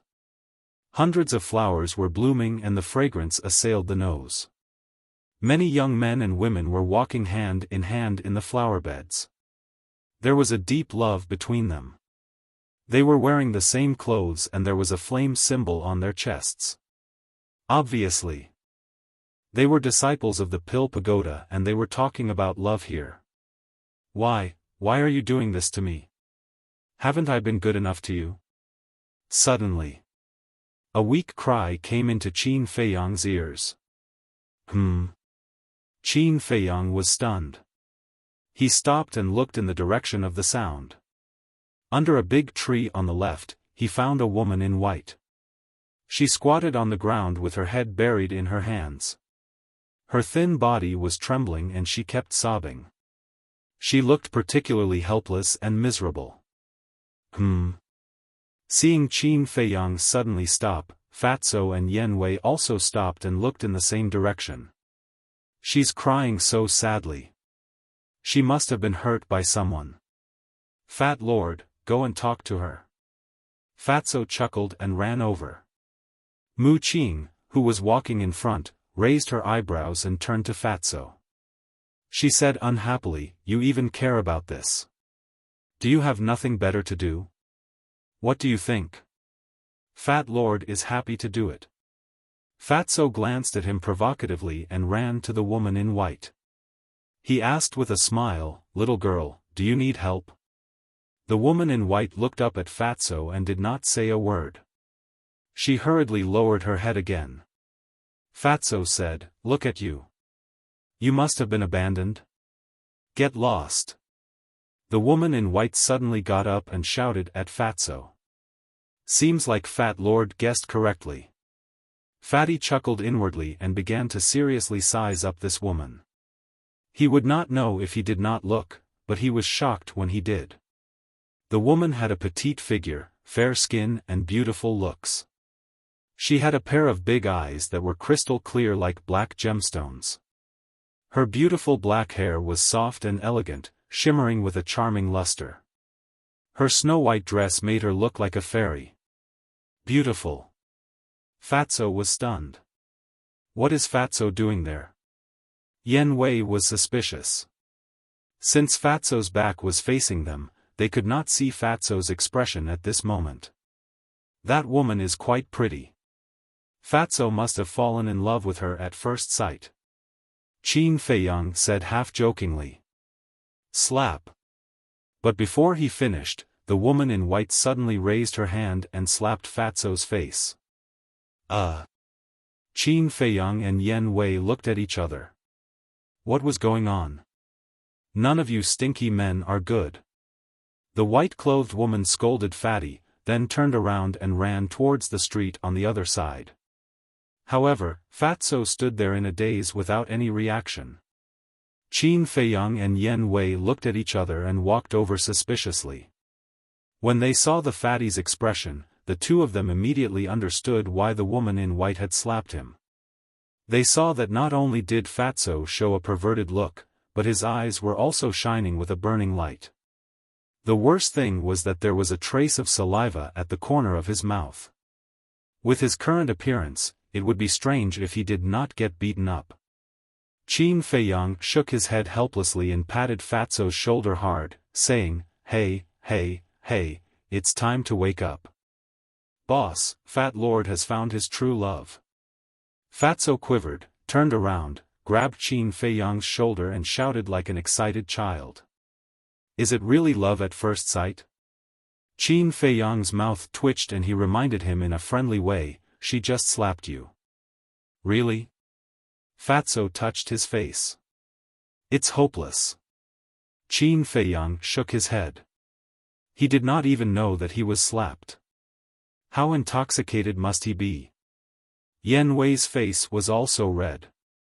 He said, she just scolded you and said that you are not a good man. Really? Fatso looked at the two of them suspiciously.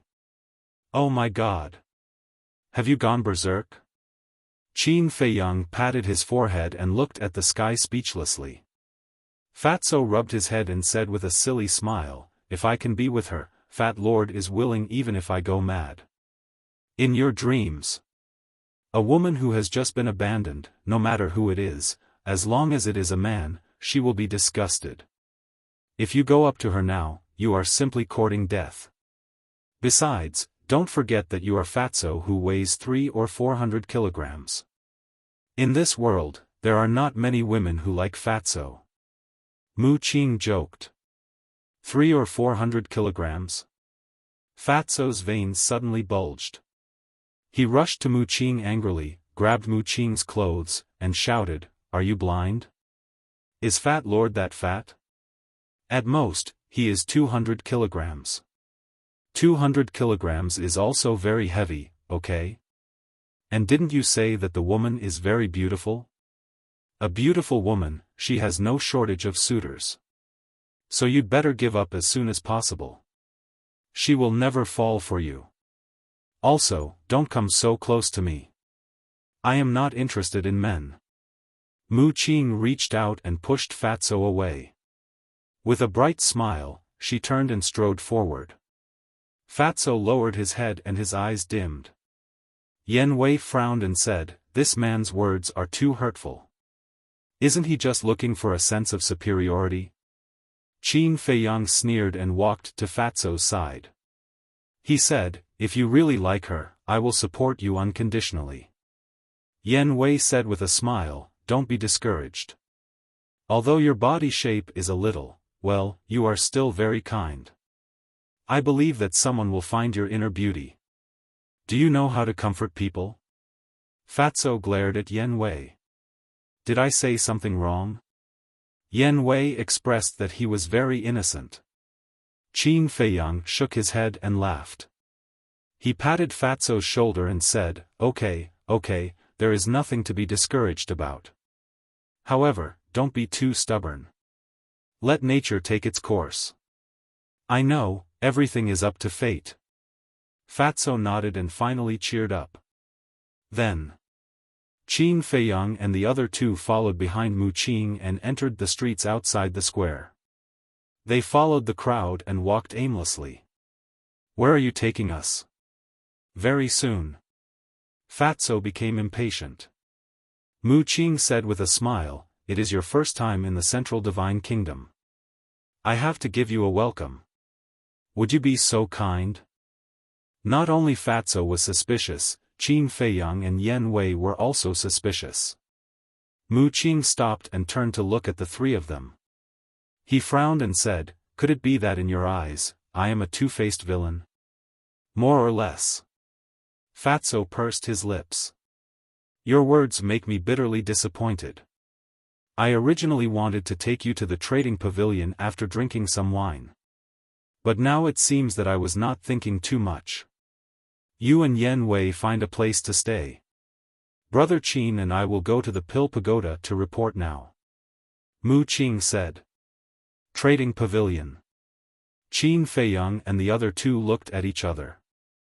The trading pavilion of the Divine City is the largest trading place in the Central Divine Kingdom. There are all kinds of rare treasures. I thought you would be interested, but who knew that it was just my wishful thinking? Mu Qing sighed, his face full of helplessness. "Of course I am interested. Don't be angry. Fat Lord will apologize to you. Next, we will listen to your arrangements. What do you think?" Fatso quickly smiled apologetically. The corner of Mu Qing's mouth twitched fiercely. This speed of change was faster than flipping a book. He said, "So, it is not my wishful thinking?"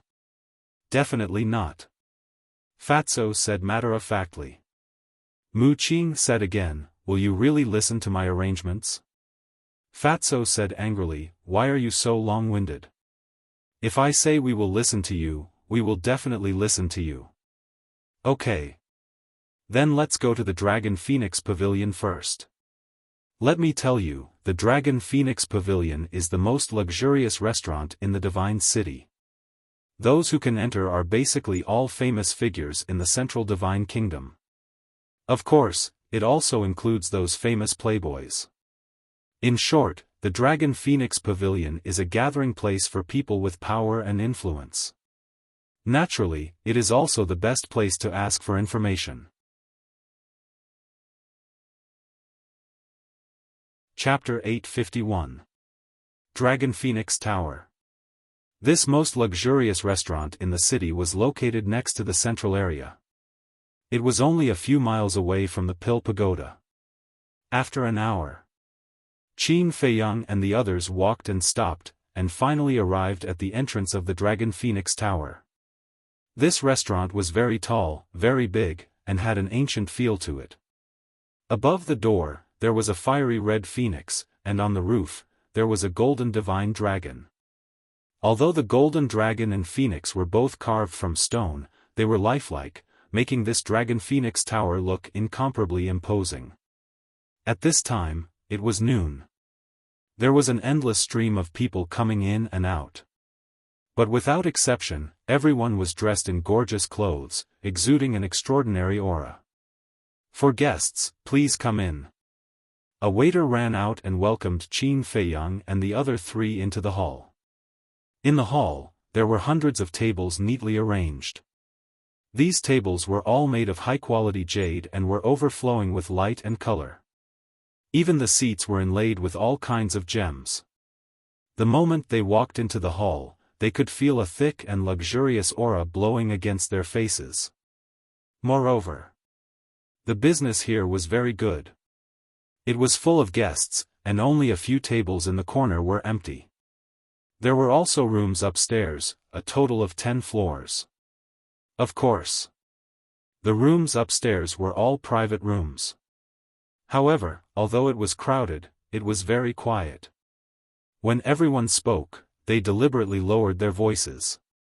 At the same time, inside the restaurant, the sound of a zither lingered in the air. The sound of the zither was gentle, and the rhythm was very slow. It was like a small bridge and flowing water, calming one's heart. "For guests, this way please." The waiter led Qin Feiyang and the other three to a table in the corner.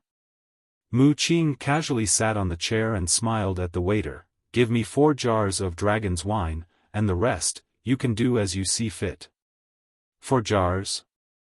The waiter's body stiffened, and he hurriedly said, "For guests, I think I need to say something, our dragon's wine."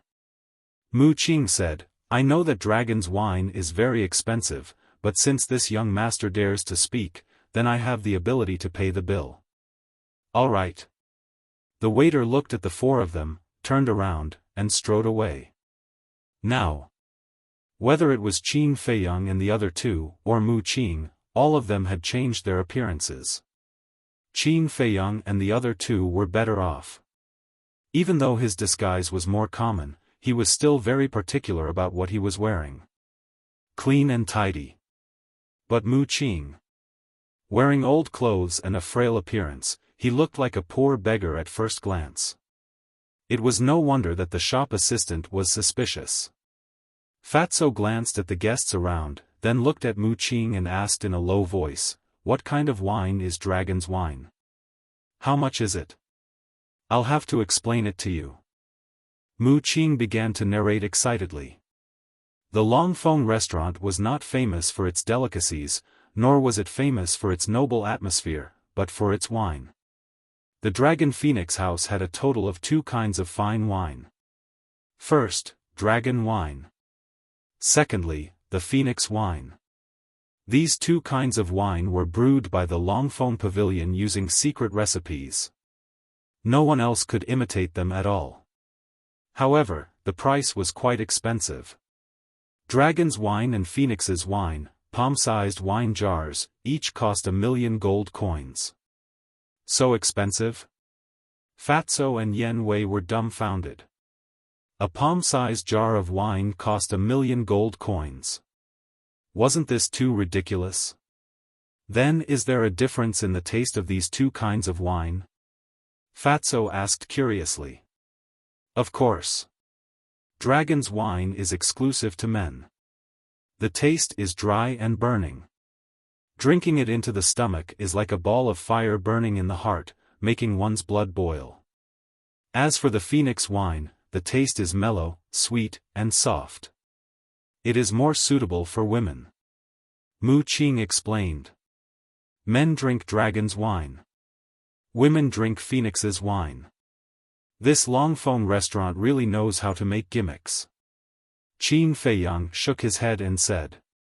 He had never been interested in wine. Therefore, no matter what kind of wine it was the same to him. For people like you who don't like to drink, you won't understand the beauty of wine.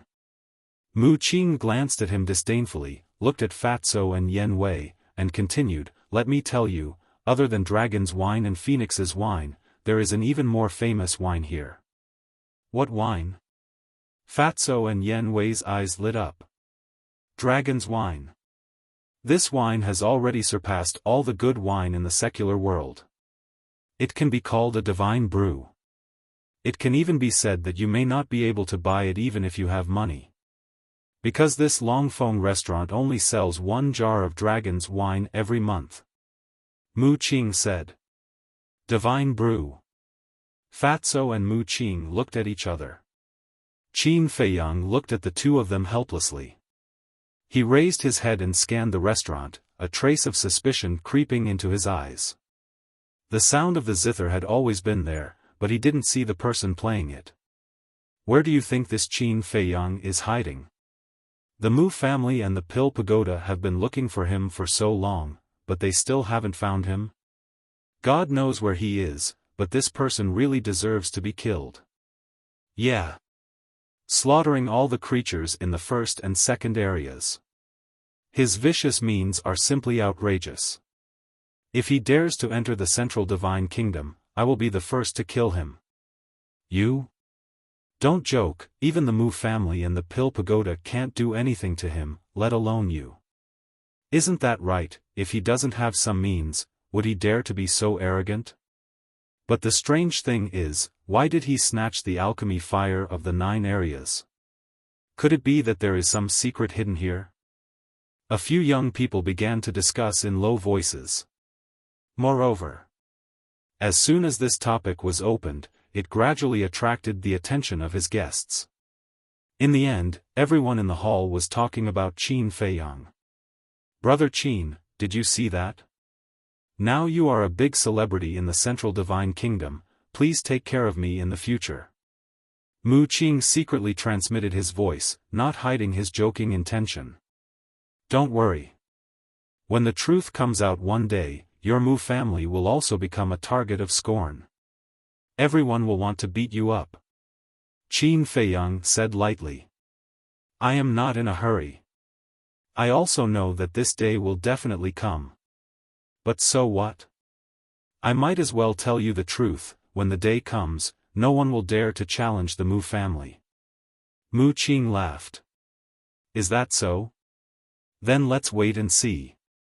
Qin Feiyang smiled faintly. So what if he is Qin Feiyang? If he dares to come to the Central Divine Kingdom, I, Guoming, will make him kneel and beg for mercy. Suddenly, a proud voice came from above. Everyone looked up and saw a young man in purple strode out from the second floor with a beautiful woman in his arms.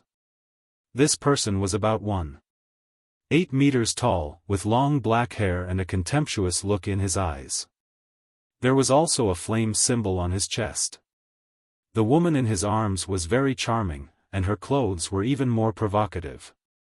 She was wearing a white silk dress that was almost transparent, revealing her 2 long legs, which was quite seductive. Her chest was also turbulent, as if it was about to burst out. There was also a flame symbol on her chest. Obviously, these 2 people were both disciples of the Pill Pagoda. Guoming? Why does this name sound a little familiar? Mu Qing frowned. Tada.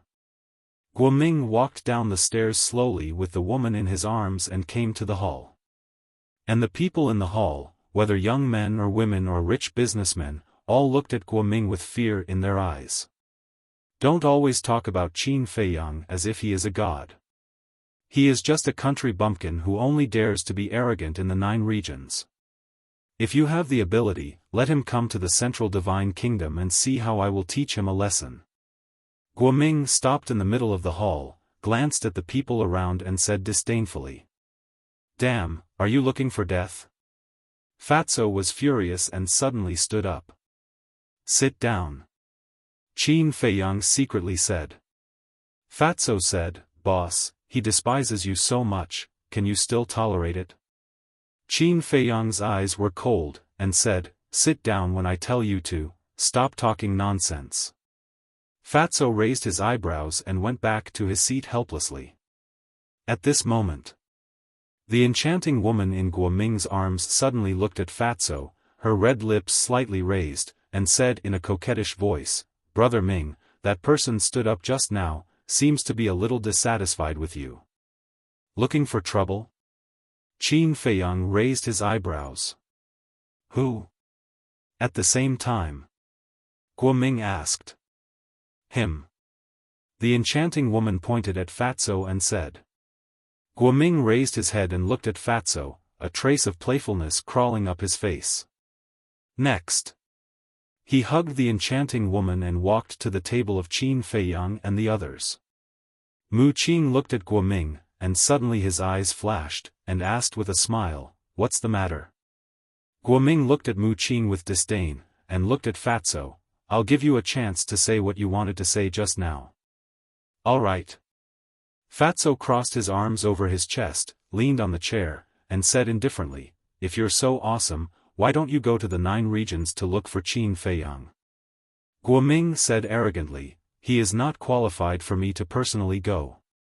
Fatso teased, "Is it that he is not qualified, or that you do not dare?"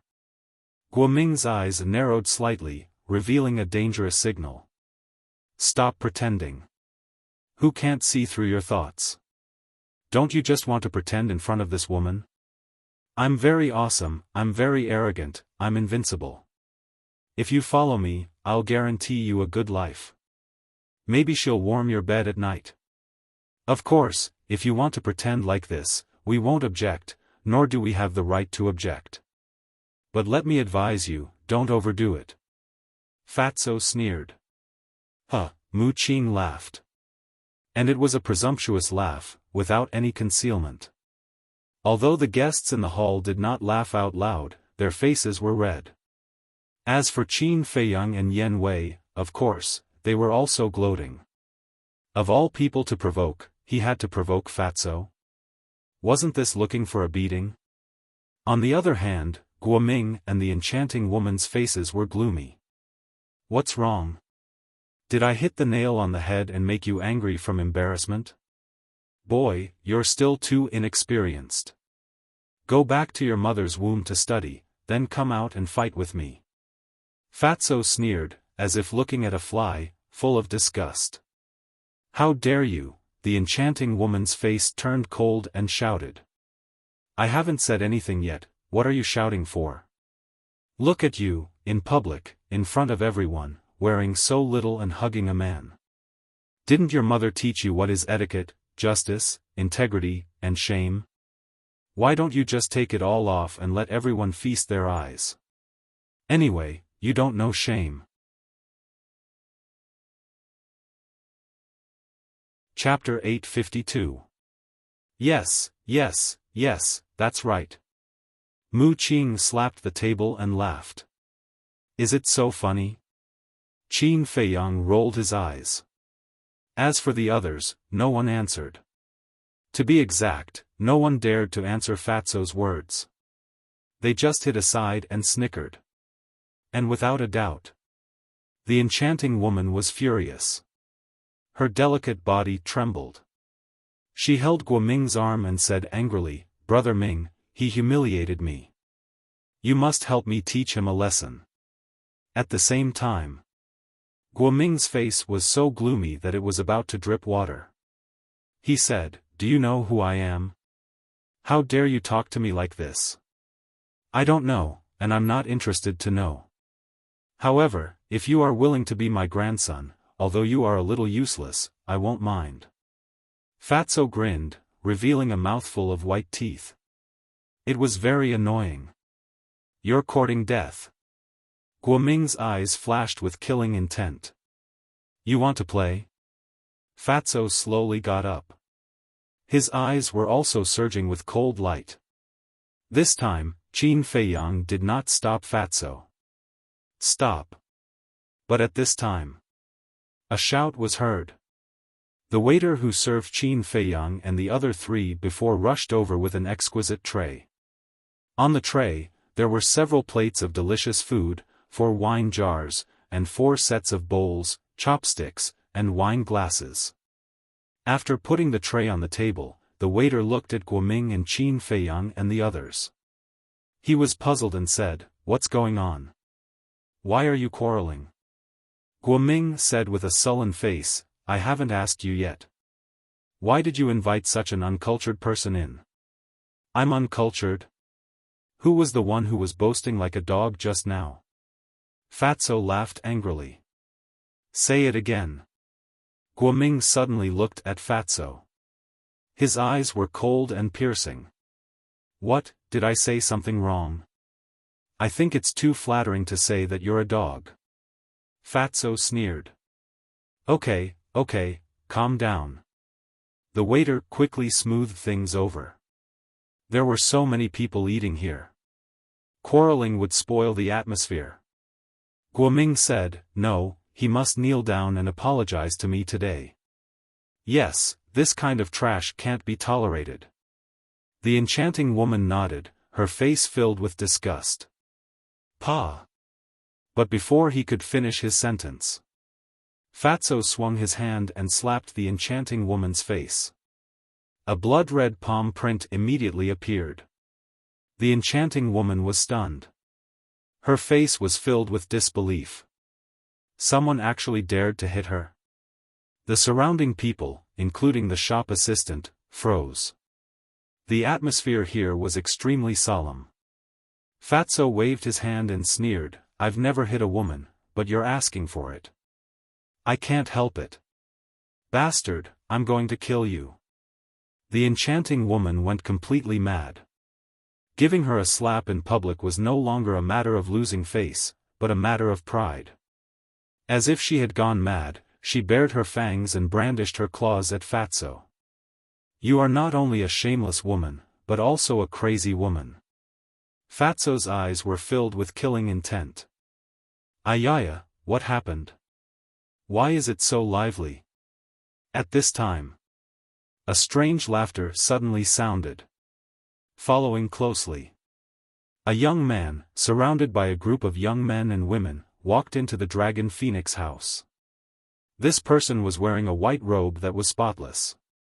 His black hair was like a waterfall, his facial features were handsome, his figure was slender, and his entire body was emitting a unique aura. The young men and women who were surrounding this person were also wearing luxurious clothes and had an extraordinary temperament. "He's finally here." Looking at the white-clothed young man, Mu Qing's eyes flashed. But he concealed it very well. Even Qin Feiyang, who was sitting opposite him, did not notice. As soon as the white-clothed young man arrived, he was like a star that was the focus of attention. Everyone's eyes shifted to him. And the originally arrogant and despotic Guoming and the enchanting woman also instantly became obedient. Their expressions were also filled with unconcealable respect and fear. "It seems that his background is not small," Qin Feiyang muttered. "Young Master Hao, your exclusive private room has been cleaned up for you. Please go upstairs." The waiter who was trying to mediate the fight directly ignored Qin Feiyang's group and Guoming's group. He ran to the white-clothed young man and said with a flattering smile, "No need. I can go up by myself. However, I don't want to hear anyone quarreling." The white-clothed young man glanced at Qin Feiyang and the others and said lightly, "This humble one understands. This humble one will definitely make good arrangements and not let anyone spoil young Master Hao's mood." The waiter nodded and bowed, as if he was afraid of offending this person. That better be the case. Young Master Hao nodded and led the group of young men and women up the stairs in a grandiose manner. "Just you wait, I will never let you go." Guoming looked at the white-clothed young man's back with fear. He left a ruthless sentence to Qin Feiyang and the others, and left the Dragon Phoenix house with the enchanting woman without looking back. "So awesome?" Qin Feiyang, Fatso, and Yen Wei looked at each other, and then looked at the white-clothed young man again. Where did this person come from? How could he be so powerful? Let me tell you, you better be quiet. Otherwise, if you anger young Master Hao and his friends, you will have to bear the consequences. The waiter turned and ran to the table of the four, took out dishes and wine jars from the tray, and placed them on the table one by one. He then warned them in a low voice and left with the tray. At last, young Master Hao led his friends to a private room on the top floor. The people in the hall also withdrew their gazes, but their voices were even quieter than before. Qin Feiyang also lowered his head, looked at Mu Qing and asked, "Do you know who young Master Hao is?" Mu Qing smiled and said, "He is such a famous person." "Of course I know." "Who?" Qin Feiyang asked. Fatso and Yen Wei also looked at him expectantly. Mu Qing did not answer. He picked up a wine jar and tore the paper on it. A strong wine fragrance suddenly came to their nostrils. Good wine. Fatso and Yen Wei's eyes suddenly lit up. Just by smelling the wine, they felt a little intoxicated. "Try this wine first. It tastes really good." Mu Qing smiled and got up, holding the wine jar, and filled the wine glasses in front of Qin Feiyang and the other two one by one.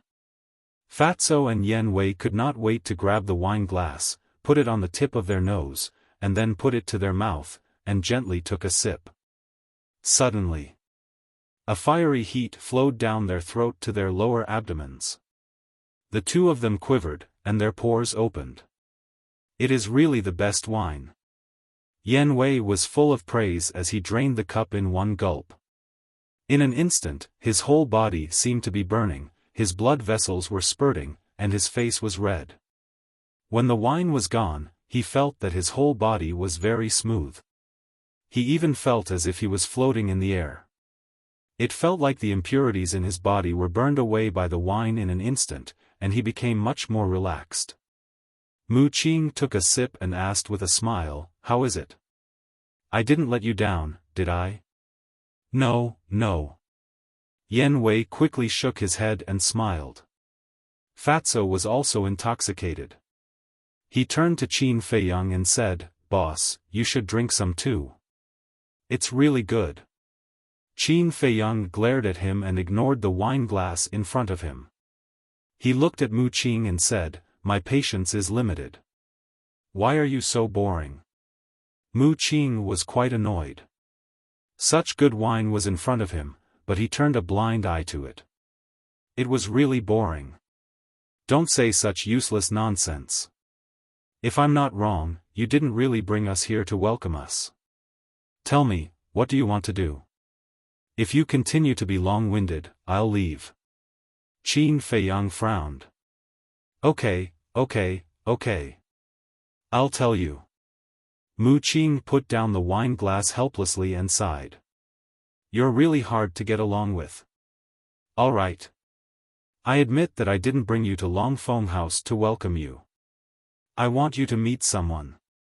Mu Qing transmitted her voice. "Meet someone? Who?" Fatso and Yen Wei were surprised. Mu Qing said, "You've already met him." "Met him?" Fatty was slightly taken aback. He frowned and said, "You can't be talking about that Guoming, right?" Qin Feiyang said, "It's not Guoming, it's that young Master Hao.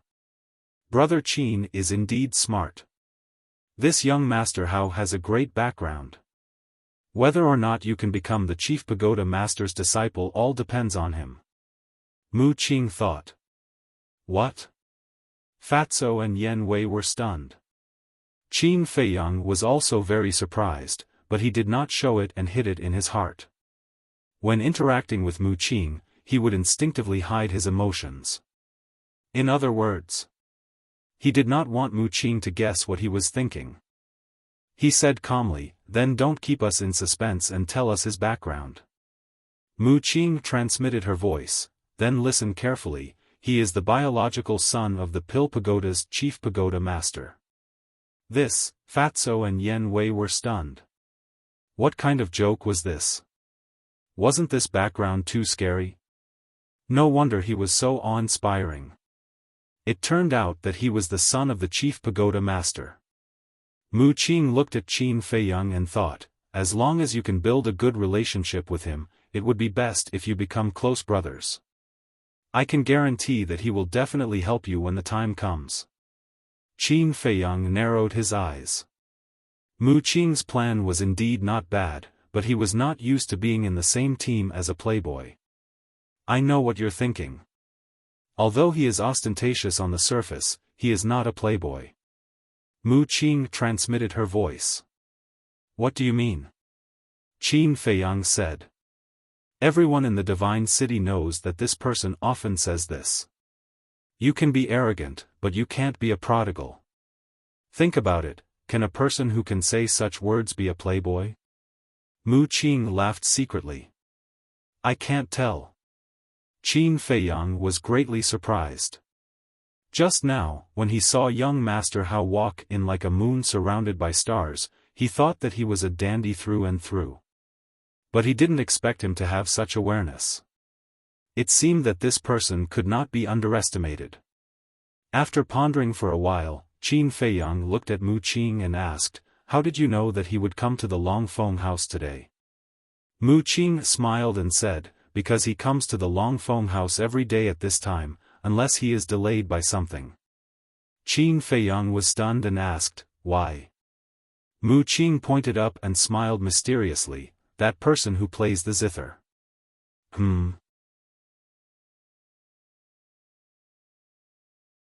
Chapter 853.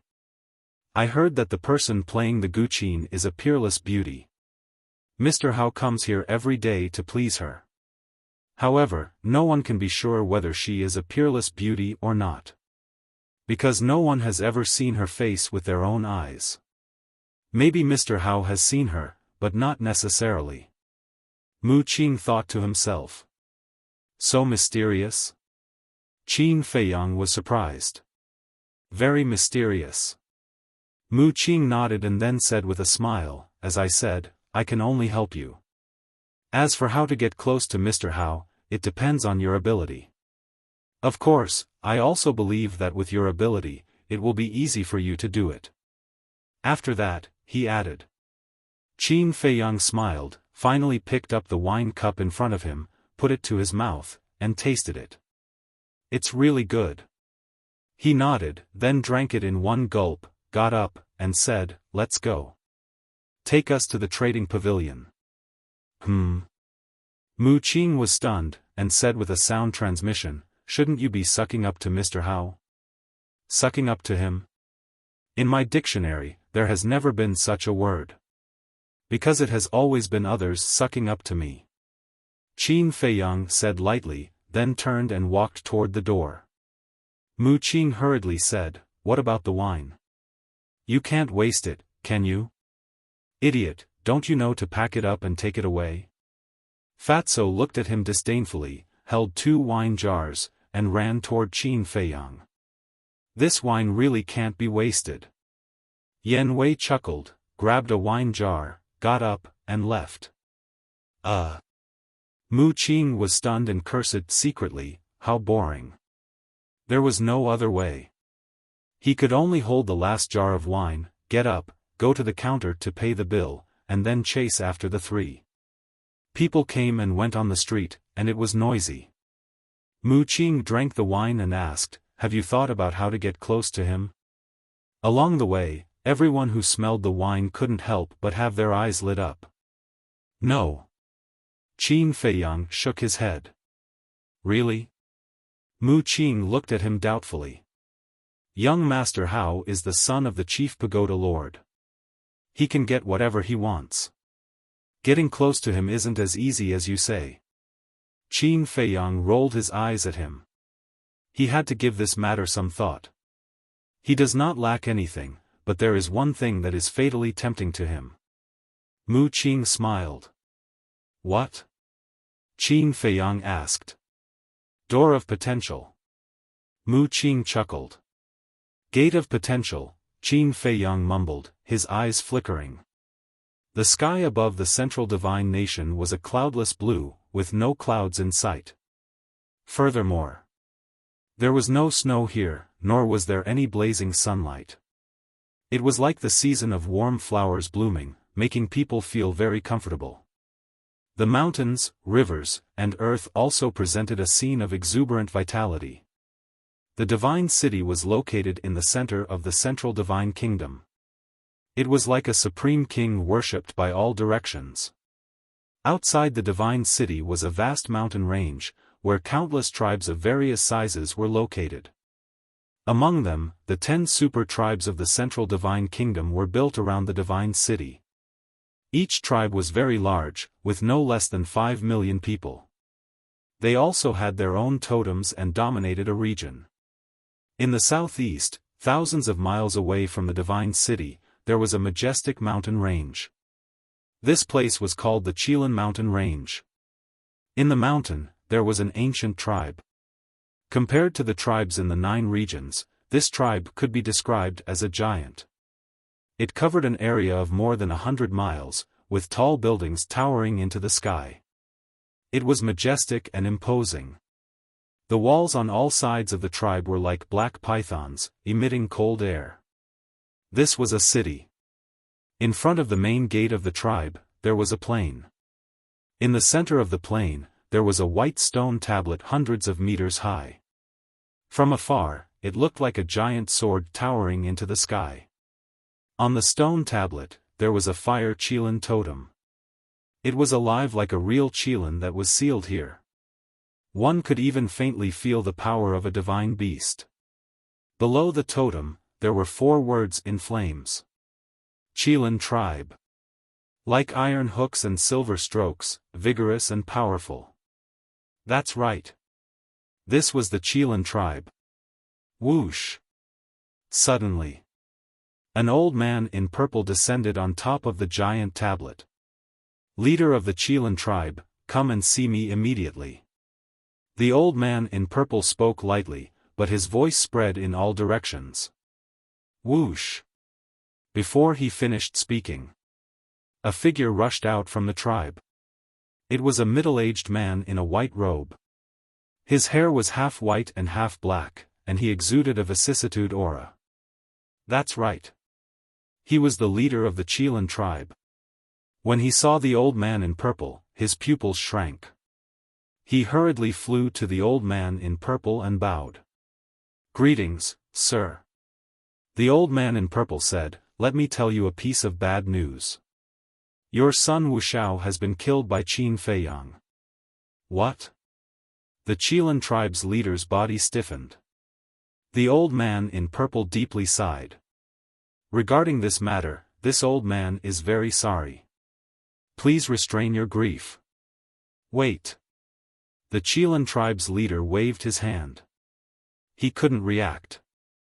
Didn't you say that you want to take my son to your Wuxia? How could he die? Yes. This old man wanted to take him to my Wuxia. But when this old man was about to send a message and call someone to pick him up, Qin Feiyang and his accomplices suddenly appeared and mercilessly killed him. This matter was caused by this old man's carelessness. This old man should apologize to you. I'm sorry. After the old man in purple finished, he bowed to the leader of the Qilan tribe. The Qilan tribe's leader said, what about Qin Feiyang? Did you catch him? No. He slipped away. Now his whereabouts are unknown. This little beast is too cunning. My Wuxia is powerless. The old man in purple helplessly said. The Qilan tribe's leader clenched his hands and roared. Damn beast, I will not let him go. Don't worry, we won't let him go. When we find his whereabouts, this old man will inform you immediately. The old man in purple said. The Qilan tribe's leader said. Thank you, my Qilan tribe will also send people to investigate. The old man in purple nodded, then opened a portal and turned away. Qin Feiyang, you wait, if I don't tear you into pieces, I, Wu Yuncheng, swear I'm not a human. The Qilan tribe's leader gritted his teeth.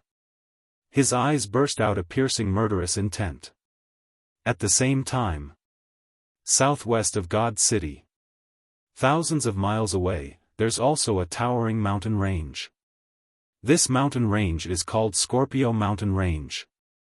And here, there's also a behemoth, Scorpio tribe. Inside the tribe, in a hall, a middle-aged man was sitting on the throne. Beside him stood a skinny old man. Do you recognize them? The middle-aged man pointed to the void and looked at the old man.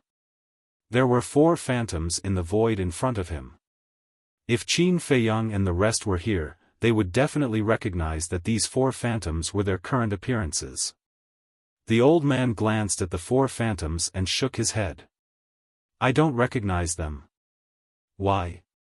Ming just sent me a message saying that these 4 people humiliated him in front of everyone in God's city's Longfeng Pavilion. He wants me to investigate their origins as soon as possible. The middle-aged man said. Humiliated him?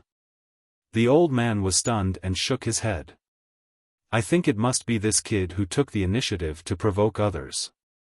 The middle-aged man's expression froze. He smiled bitterly. I really can't hide anything from you. To be honest, leader, you really have to discipline him properly. Otherwise, sooner or later, he will bring disaster to our Scorpio tribe. The old man said. I know. But you also know Ming's character. Although he's a little arrogant, he still knows who can be provoked and who can't be provoked. The disaster that you said definitely doesn't exist. The middle-aged man smiled. The old man nodded and said, okay, I'll go investigate now. You also have to talk to him properly. Right now, our forgotten continent is in chaos because of Qin Feiyang. All the major forces are secretly taking advantage of this opportunity to scheme. There can't be any mistakes. I understand. When I have time, I'll talk to him properly. The middle-aged man nodded. Okay, then I'll go first. After the old man finished speaking, he turned and left.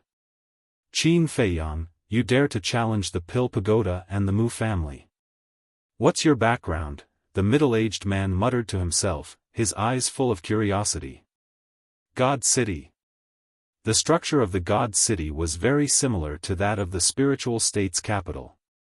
It was divided into 4 major districts and the Central District. The Central District was naturally where the Pill Pagoda was located. The 4 major districts were the North, South, East, and West. At this moment, on a street in the North District, Qin Feiyang and the other 3 stood in the crowd, looking at a towering building in front of them. This was the Trading Pavilion. And the Trading Pavilion was also very powerful in the Central Divine Kingdom. It could even be said that it was not inferior to the 10 super tribes. Every city had a branch, including the 4 major districts of the God City. And the Central Divine Kingdom was not only the God City, there were other cities. But they were all a bit far from the God City. Hey, the 4 of you, can you not stand there? How can others come in like this? Suddenly, a displeased voice sounded. In front of the Trading Pavilion, there were 2 guards in black, and the one who spoke was one of them. Are you talking about us? Fatso was slightly stunned, looked at the 2 guards, pointed at his nose, and asked. Yes. I'm talking about you guys. If you don't come in, don't block our door and hinder our business. The 2 said impatiently. In an instant, the eyes of the people coming and going fell on the 4 of them. Oh. Fatty let out a strange cry and said, are you guys blind? Can't you see that we are all standing on the street? How can we hinder you? The streets around the Trading Pavilion are under my control. Don't talk nonsense, get out of here. The 2 waved their hands in disgust. I have a bad temper. Fatso stepped in front of the door of the Trading Pavilion and said arrogantly, since you said that we are blocking the way, then I really have to block it. Come, I opened this place, I planted this tree, if you want to pass through here, you have to pay the toll. Then he looked at the crowd and shouted. Without a doubt, those who wanted to enter and leave the trading pavilion were all stopped. Is this person crazy? How dare he cause trouble in the trading pavilion? Just wait, there will be a good show soon. Chapter 854. At the same time, looking at the arrogant and insufferably arrogant Fatso, Mu Qing's mouth twitched violently. She secretly said, "Brother Qin, aren't you going to stop him?" "Why should I stop him?" Qin Feiyang asked rhetorically. Mu Qing said, "This is the trading pavilion. People who make trouble here will not have a good ending. You have to remember one thing. It's not us who are making trouble. It's them who are making trouble first." Qin Feiyang said lightly. He was also very puzzled. The place where they were standing now was more than 10 meters away from the door of the trading pavilion. How could such a wide distance hinder his business in the trading pavilion? They were obviously looking for trouble. His style had always been that if you respected him, he would respect you tenfold. But if they were looking for trouble, he was not afraid of trouble. Yan Wei whispered, "Why do I feel that they are looking down on us?" Qin Feiyang and Mu Qing were stunned. They looked at the two guards in black and then glanced at the crowd around. They found that there was a trace of disdain on the faces of these people more or less. "I understand. It must be because our current appearance is too ordinary. Especially you, Mu Qing. Look at you, dressed like this. If I were you and blocked my door, I would also drive you away." Yan Wei said helplessly. Mu Qing said in surprise, "So, I am too low-key? What do you think?" Yan Wei rolled his eyes. The status of the divine city here was equivalent to the imperial capital of the central divine kingdom. The people here, no matter how poor they were, would dress decently. Unlike this guy, who was dressed like a beggar. Of course. It did not mean that Mu Qing's current appearance was really sloppy and terrible. Although his clothes were a bit old, they were still clean. But compared with the other people's dressing, he was really no different from a beggar. Keeping a low profile can also attract trouble. Mu Qing began to feel unhappy. He had disguised himself to enter the God City so that he wouldn't attract any attention. Who would have thought that it would have the opposite effect? Whoosh! Suddenly, he landed beside Fatso and blocked the door with Fatso. He said arrogantly, "If I don't cause a ruckus today, I'll write my name backwards." Fatso was surprised. Then, he hooked his arm around Mu Qing's shoulder and chuckled, "Fat Lord realized that you're not that bad after all. Get lost. Do I know you that well?" Mu Qing's face darkened. If not for the anger in his heart, he would not have accompanied Fatso to do such a childish thing. Seeing this. The two black-clothed guards were about to explode from anger. "What about us? Since you guys don't know how to treat your guests, yours truly will have to teach you guys a lesson." Mu Qing sneered. "Guest? With your shabby appearance, how can you be worthy of being my trading pavilion's guests? Let me tell you, if you know what's good for you, scram immediately. Otherwise, don't blame us for being impolite." The two guards said with disdain. "You're welcome, then let me tell you, if you don't apologize to me today, no one will be able to enter this door, and no one will be able to come out." Mu Qing crossed his arms and looked at the two of them in ridicule. These two people were not weak. They were both 9-star war sect, so he was definitely not their match. But he wasn't afraid at all. Because right now, there were 3 lawless and ruthless characters here. Naturally, it was Qin Feiyang, Fatso, and Yan Wei. "You're courting death." The two black-clothed guards were enraged. At the same time, they stepped forward and slapped Fatso and Mu Qing. "Are you really going to make a move?" Fatso's gaze turned cold. Not only are we going to make a move, we're going to cripple you. We'll let you know the consequences of causing trouble in my trading pavilion. A cold light flashed in their eyes. Cripple us? Fatso's eyes narrowed slightly. Boom! A terrifying pressure suddenly surged out. But it wasn't Fatso, it was Yen Wei. The holy might was like a waterfall, instantly imprisoning the two guards in place. And Yen Wei's move was naturally instructed by Qin Feiyang. What? This is actually the holy might. The two guards' faces changed.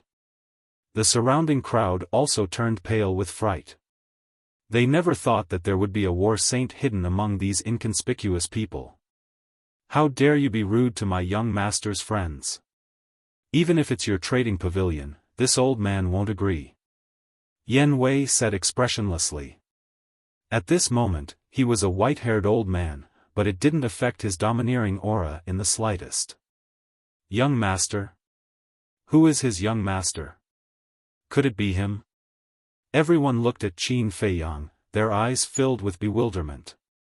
In fact, everyone was already used to this kind of thing. Because in the Divine City, many young people would have a follower by their side.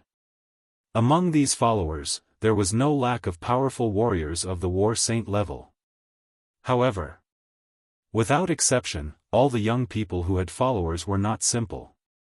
In particular, these followers were war saints. After all, a battle saint, no matter where they were, was a top-notch expert. Therefore, it was only at this moment that they realized that these people were not poor at all.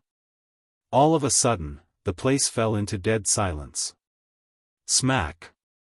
But suddenly, a loud slap sounded, breaking the atmosphere here.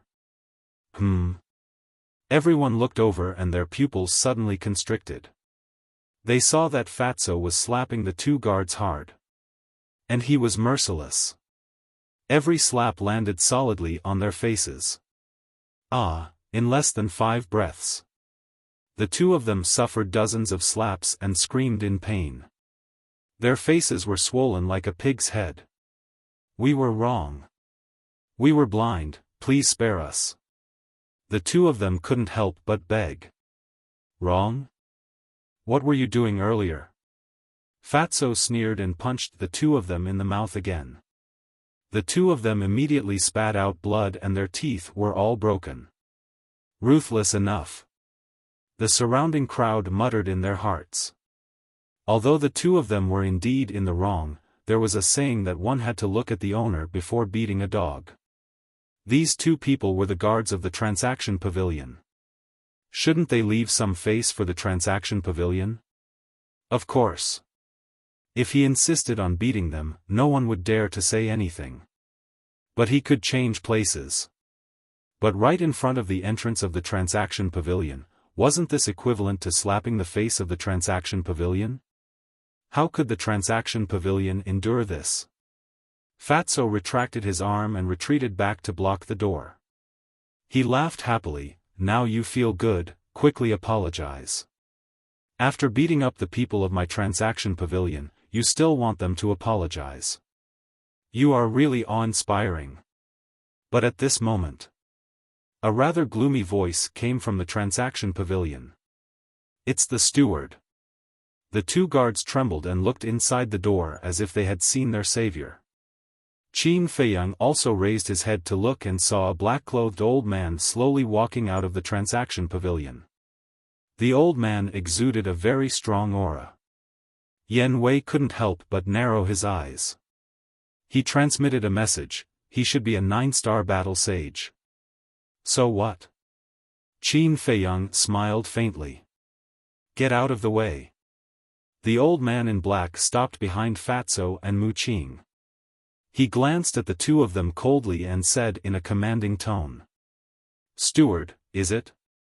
You came at the right time. I was just about to ask, how does the transaction pavilion discipline its subordinates? Fatso and Mu Qing didn't move and looked coldly at the steward. You have beaten and scolded. Don't you think it's enough? The old man in black raised his eyebrows and said. Of course. We are injured mentally. It's not that easy to recover from mental injuries. Fatso grinned. The old man in black's eyes flashed coldly and asked, "Then what do you want?" "What do we want?" Fatso and Mu Qing looked at each other and smiled. Fatso said, "I want to ask, do we owe you money?" "No." The old man in black shook his head. "Then why did you show up with a black face as if we owed you millions? You should know that we are the ones who are wronged now. And the transaction pavilion didn't discipline well. As the steward, shouldn't you apologize to us as soon as you come out? Or is your current attitude the way you treat your customers in your transaction pavilion? If that's the case, then I can only say that the transaction pavilion is really awesome." Fatso gave a thumbs up with a face full of admiration. However, anyone who understood the situation would be able to tell that he was mocking the transaction pavilion. The old man in black's eyes darkened. Now, he had an impulse to kill someone. But he knew that he had to endure it. Because there were too many people present now. If he made a move, the image of the transaction pavilion in the eyes of the world would completely collapse. Although this was just a small matter, the impact was very big. "Okay. I apologize to the two of you on their behalf. However, even if they were in the wrong, shouldn't you not hit them?" The steward held back his anger and said, "Fuck. They said that they wanted to cripple us. Can't we fight back? The transaction pavilion is also overbearing. Is there any law? Do you really think that you are the ruler of the Forgotten Continent?" Mu Qing said angrily. The steward frowned and looked at the two guards. He shouted, "What's going on?" The two of them stammered and couldn't say a word for a long time. You still don't know what's going on? Then why are you talking nonsense here? Come. Young master will explain it to you." Mu Qing was really angry. He had originally thought that the steward had seen everything that had just happened from inside the room. Who would have thought that he didn't know anything? This wasn't covering up, it was not right and wrong, and it was overbearing. This was even worse than covering up. After listening to Mu Qing's story, the steward was so angry that his beard blew and his eyes widened. He looked at the two guards and said angrily, "Who gave you the right to treat the guests like this? We were wrong. We won't dare to do it again. Lord Steward, please be merciful and spare us this time." The two of them hurriedly knelt on the ground and kowtowed to beg for mercy. "I'll deal with you later." A cold light flashed in the steward's eyes. He looked at Qin Feiyang and the other three, and his attitude instantly changed. He cupped his hands and said, "I didn't ask clearly just now and wronged the four of you. Please forgive me." "That's more like it." Mu Qing sneered. Yes, it's my fault." The steward smiled apologetically. He then looked at Qin Feiyang and said, "Little brother, you see that I've apologized. Can you ask these two little brothers to not gamble at the door? After all, we still have to open the door to do business. Get out of the way." Qin Feiyang waved his hand and said. Fatso and Mu Qing looked at each other, smiled proudly, and then retreated to the side. Yen Wei also withdrew his holy aura. The transaction pavilion is just so. Chapter 855. There are so many people who are not afraid of death today. Everyone was stunned and looked at the person who spoke. At the same time, the steward raised his eyebrows and also looked up. Qin Feiyang and the other three also looked over. Ugh! At that moment, the four of them were stunned. This was really a small world. They saw a purple-clothed youth standing in the crowd. He hugged an enchanting woman and looked at the steward of the transaction pavilion with eyes full of ridicule. This person was Guoming. "Guoming, what do you mean?" The steward frowned. Guoming glanced at Qin Feiyang and the other three, hugged the enchanting woman and walked to the side of the two black-clothed guards. Although this matter is indeed the fault of these two big brothers, aren't they also protecting the image of the transaction pavilion by doing this? But what about you, steward? They were beaten up like this. Not only did you not make a decision for them, you even blamed them. It's really disappointing. Guoming said indifferently. The steward's eyes darkened, and said, "This is my transaction pavilion's business, it's not your turn to interfere." I didn't say I wanted to interfere, I was just saying a word of fairness. What? I can't even say a word? Guoming sneered. The steward frowned. Was he possessed by evil spirits today? One after another, he came to make trouble. Qin Feiyang's eyes flickered. It could be seen that the steward was now in a very awkward situation. Guoming's intention was also very obvious. He wanted to provoke the steward of the transaction pavilion to make a move on them. What a despicable person. Qin Feiyang muttered, a cold light flashed in his eyes, and gave Fatso a look. Fatso understood and swaggered to the steward's side. Looking at Guoming, he laughed and said, "I was wondering who it was, so it's you shameless dog couple." What did you say? The enchanting woman suddenly went crazy. She could still feel the pain of the slap in the Longfeng pavilion. Is there something wrong with your ears? I said you are a dog couple. Fatso laughed. Bastard, I'm going to tear you apart. The enchanting woman was so angry that her body trembled. She once again pounced on Fatso. Don't. Guoming hurriedly stopped him, but it was too late. The enchanting woman seemed to have gone mad as she pounced in front of Fatso, her eyes flashing with dense killing intent. Looks like the lesson I taught you at Longfeng Pavilion was not enough. Fatso smiled coldly and sent the enchanting woman flying with a kick. Next. He landed in front of Guoming in a single step, raised his arm, and slapped Guoming's face. Pa! A bright red palm print instantly appeared. Guoming was sent flying and smashed into the crowd behind him. He was in an extremely sorry state. The crowd was dumbfounded. The manager of the trading pavilion also had a look of disbelief on his face. Because they all knew. Guoming dared to be so arrogant because there was a massive force behind him. Even the trading pavilion had to be courteous to such a force. But he never expected that these unfamiliar faces would actually beat up Guoming on the street. Did they not know Guoming's family background? Or did they not care about the forces behind Guoming at all? Brat, I'll say it again. In front of us, you'd better be honest. Otherwise, even if your father is the Jade Emperor, I'll make you suffer.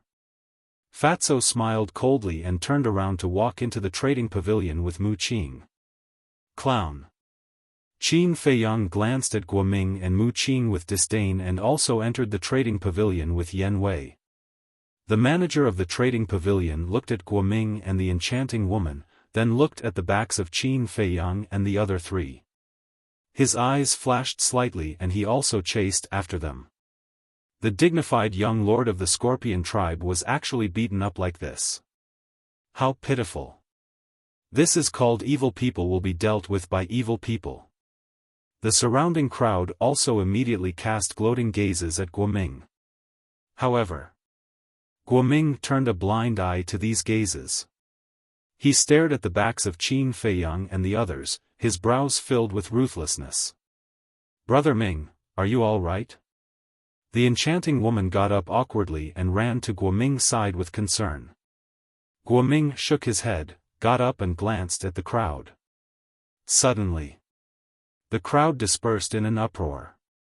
The enchanting woman said bitterly, Brother Ming, this matter can't be let go like this.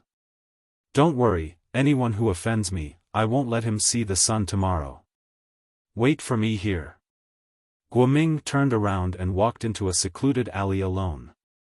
Soon, he came out of the alley with a bone-piercing coldness on his face. Subsequently, He also entered the trading pavilion with the enchanting woman. There were more than 10 floors in the trading pavilion. The first floor was the reception. The second floor and above were the places where goods were sold. And the higher one went, the rarer and more expensive the goods were sold. At this moment, the manager was leading Qin Feiyang and the others to the second floor. When they walked to the stairwell, the manager asked calmly, "May I know your names?" Qin Day. Mu Qing took the lead and looked at Qin Feiyang, his face full of ridicule. Qin Feiyang raised his eyebrows, but he was too lazy to care and was about to say a name casually. But before he opened his mouth, Fatso said first, "My boss is called Ancestor Mu." Mu as in admire, ancestor as in ancestor, ancestor as in ancestor. After saying that, Fatty even tried to analyze it. The manager was slightly stunned and couldn't help looking at Qin Feiyang and Mu Qing suspiciously. Why were the names of these two so strange? And why hadn't he heard of these two names before? At the same time, Mu Qing's face also darkened. The manager didn't know, but he knew that Fatso must have done it on purpose. What else could Qin Feiyang say? He could only smile helplessly. The manager glanced at Yen Wei, who was silent, and said, "May I ask which super tribe you two come from?" With the followers of the battle sage, he naturally thought that Qin Feiyang and Mu Qing came from a super tribe of the Central Divine Kingdom. Qin Feiyang smiled and said, "You misunderstood. We come from the 9 regions. This is the first time we have come to the Central Divine Kingdom." The 9 regions? The manager was stunned. It turned out that they were not from the Central Divine Kingdom, and his attitude changed a little. But it was not obvious. But even so, it was clearly caught by Qin Feiyang. Previously, the manager thought they were from a super tribe, and there was a trace of flattery on his face. But now, when he heard that they were from the 9 regions, there was a trace of disdain in his eyes. Of course, Qin Feiyang wasn't someone who liked to haggle over minor matters. He turned his head to look at Mu Qing and Yen Wei, and said, "You two go stroll around first. I have some private matters to discuss with the steward." "Okay." Yen Wei nodded. "Private?" Mu Qing's eyes flashed slightly. She didn't ask anything and walked quickly to the second floor with Yen Wei. Fatso glanced at the two and then looked at Qin Feiyang and said, "What about me?" "You follow me." Qin Feiyang said, turned to look at the manager and said, "Can we talk somewhere else?" "Sure." The manager looked at Qin Feiyang suspiciously and nodded. Then he turned and led Qin Feiyang and Mu Qing through a corridor and into a VIP reception room on the first floor. Entering the reception room, the manager didn't ask anyone to prepare tea. He directly closed the door and sat beside the tea table, saying, "Little brother, if you have something to say, just say it." "That's your attitude?" Fatso frowned. "I'm the one who neglected you. Little brothers, please sit down." The manager laughed, but he obviously looked a little impatient. "Boss, let's go. Anyway, we have plenty of money. We don't need to be nice to others' cold buttocks." Fatso was unhappy. Why were all the people in the trading pavilion like this? They were snobs.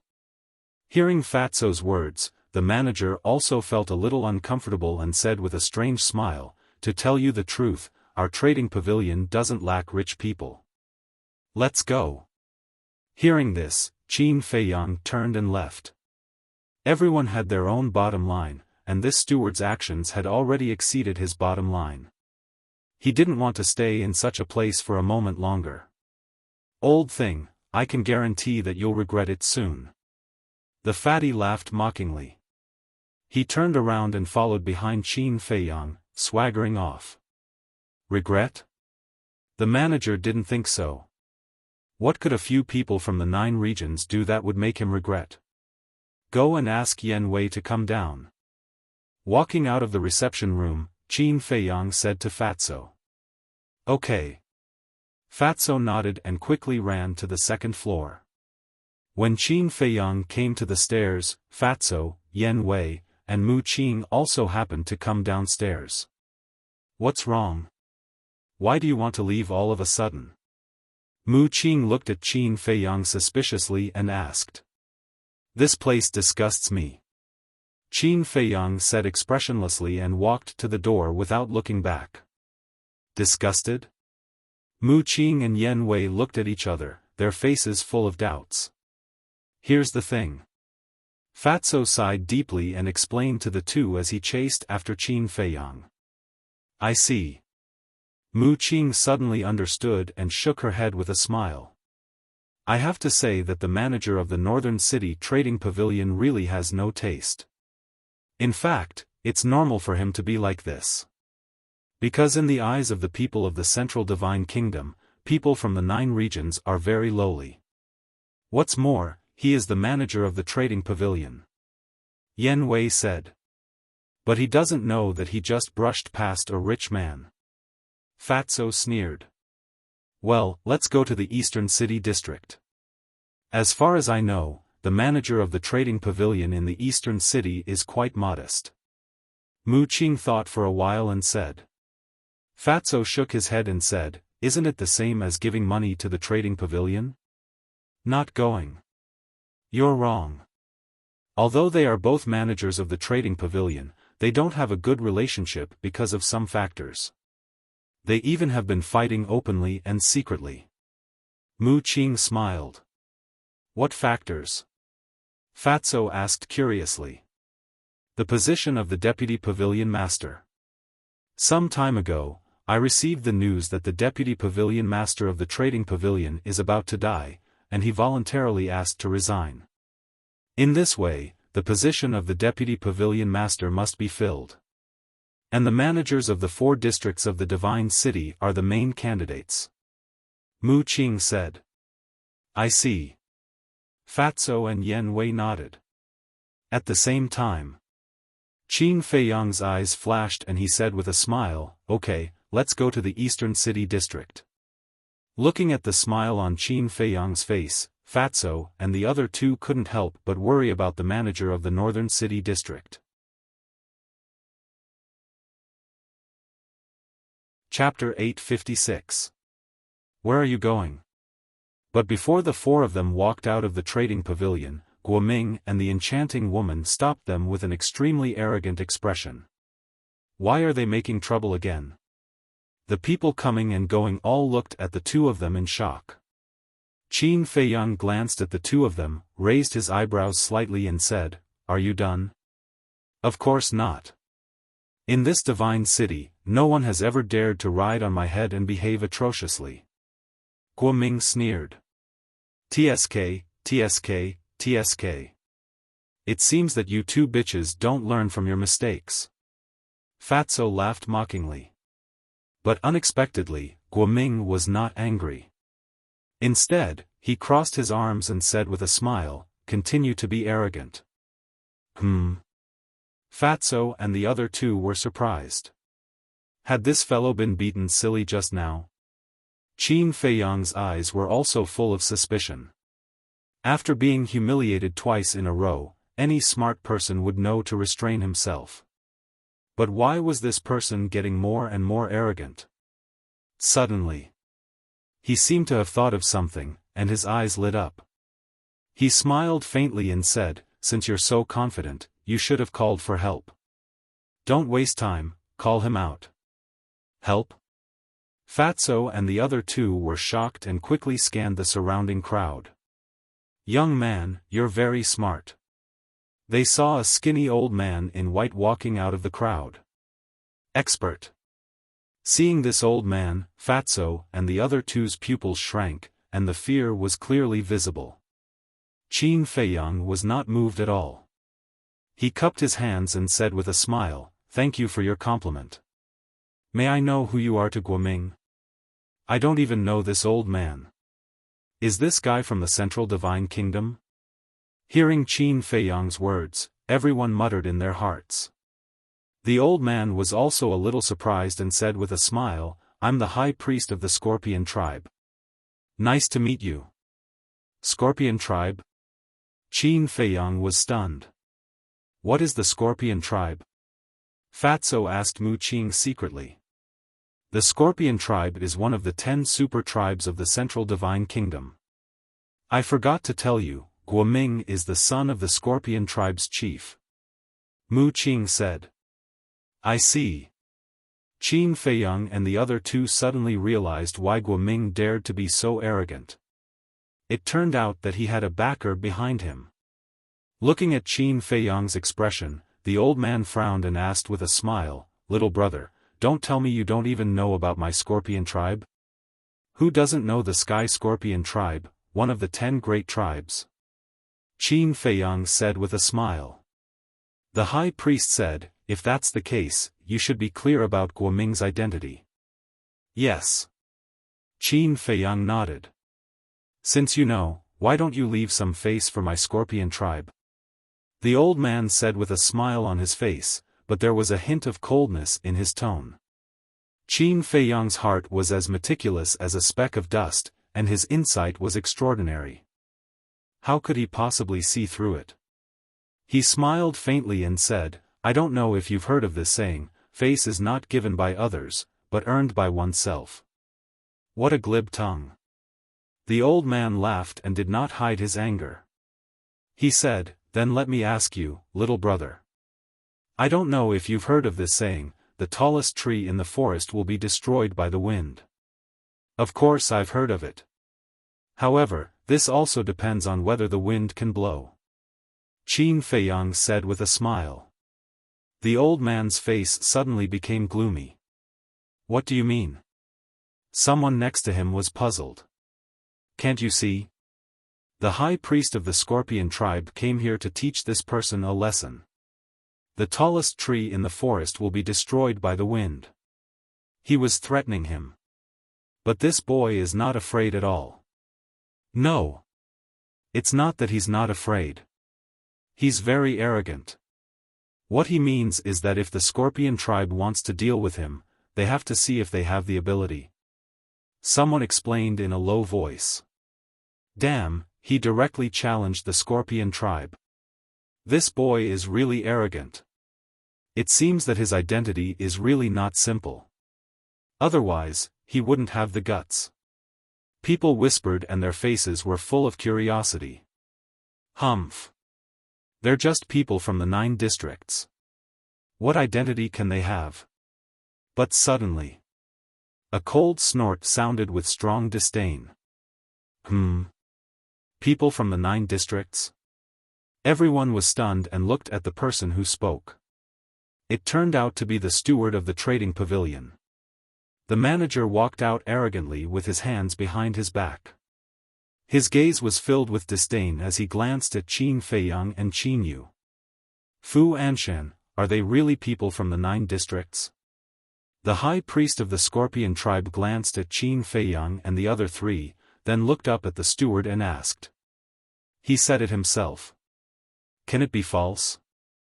The steward Fu Anshan smiled coldly and said, if you want to make trouble, go out and do it. Don't hinder our business here. Swish. The people present once again turned their eyes to Qin Feiyang and the other 3. The look in their eyes changed. Disdain, ridicule, as if looking at a clown. I was wondering what kind of background you have. It turns out that you're just trash from the 9 districts. A bunch of trash dare to be arrogant in the Divine City. You really don't know what you're talking about. Guoming and the enchanting woman also sneered. But in their hearts, they were more ashamed and resentful. They were actually humiliated by a few lowly people. This was simply unbearable for them. Looking at the faces of these people, Fatso was burning with anger and said, are the people of the Central Divine Kingdom great? Of course. You people from the 9 districts are lowly and inferior to ants. Here, you have to bow and scrape like slaves and beg us to give you a meal. Guoming smiled proudly. Yes. Kneel down and repent immediately. You dare to bully the people of the Central Divine Kingdom.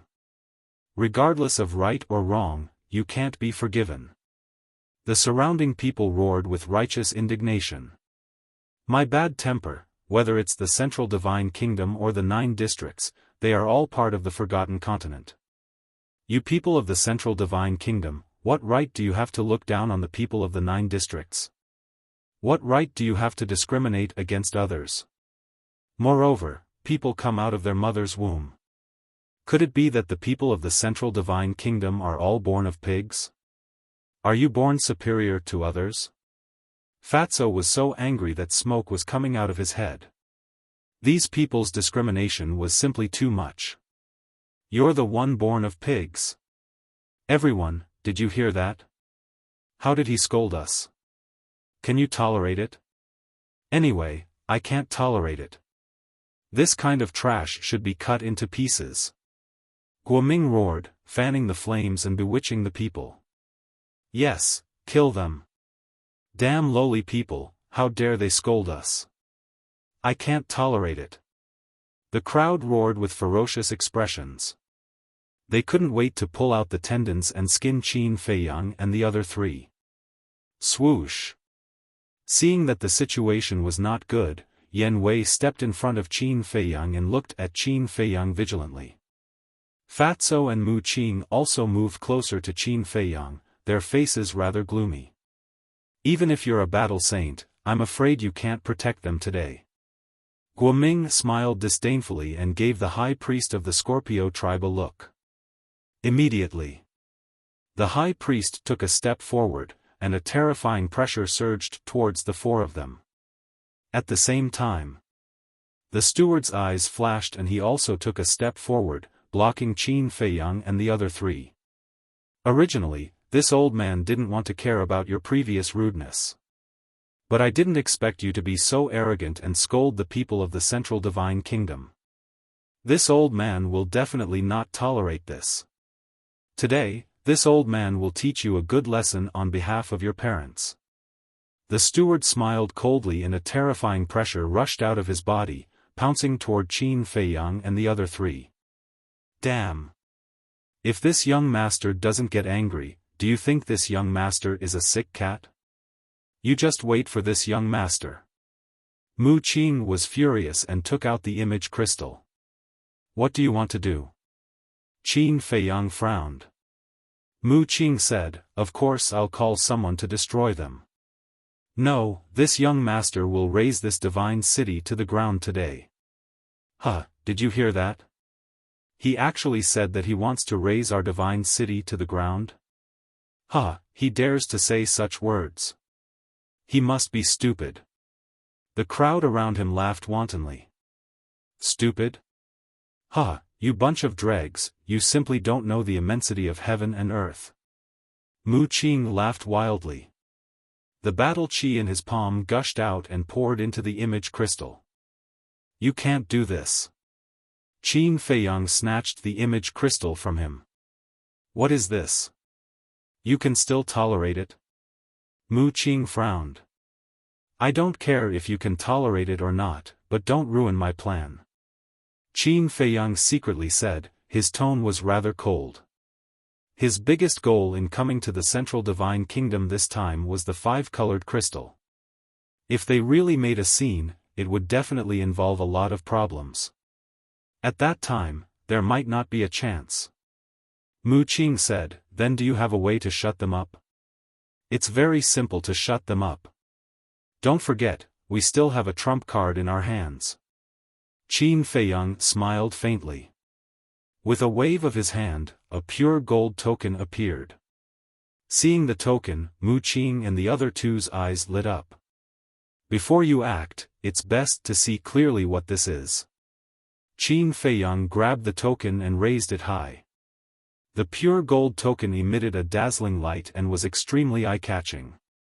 Then I'd like to see what kind of trash it is. Guoming sneered and looked up at the token. His eyes widened in disbelief. It's the token of a divine envoy.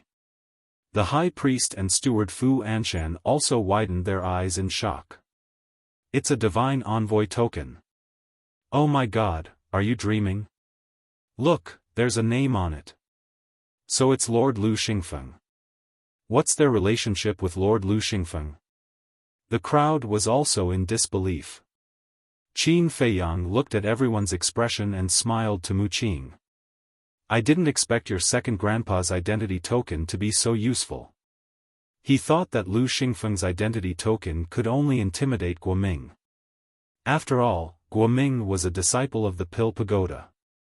He didn't expect that even the high priest of the Sky Scorpion tribe and the high priest of the trading pavilion would be so afraid.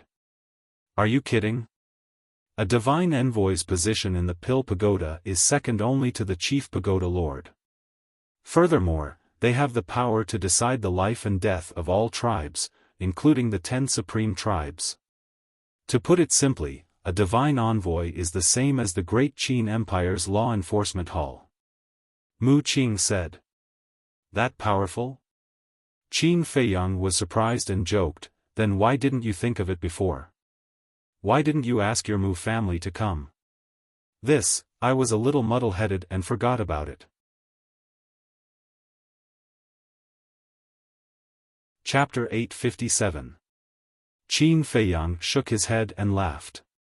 Then, a cold light flashed in his eyes as he looked at Guoming and said, if I didn't hear wrongly, you said that this oracle token is trash? Guoming stammered, his face full of panic. He never thought that these people were actually related to the oracle. Qin Feiyang laughed, do you need me to tell you what to do next? No need, no need. Guoming hurriedly waved his hand and bowed, I'm sorry, it was my fault just now, please forgive me. Is this your attitude of apologizing? There's no sincerity at all. Fatso said meaningfully. Guoming quivered and smiled flatteringly, what do you want, just say it, as long as I have it, I'll give it to you. Fatso chuckled, and said, you definitely have what I want, kneel down. What? Guoming looked at him in disbelief. Right. He was indeed afraid of the oracle token. But he was still the son of the leader of the Scorpion tribe, and he actually wanted him to kneel down in front of everyone? This was too much. You're not going to kneel? Then I'll have to tell Lord Lu Xingfeng the truth. You have to be clear, this oracle token is Lord Lu Xingfeng's identity token. You calling it trash is equivalent to scolding Lord Lu Xingfeng. What do you think will happen if Lord Lu Xingfeng finds out? Fatso said playfully. Guoming's body trembled, and hurriedly knelt on the ground, saying, I'm sorry, I was wrong, I apologize to you, that's more like it. Fatso smiled proudly and looked at the crowd around him. Plop.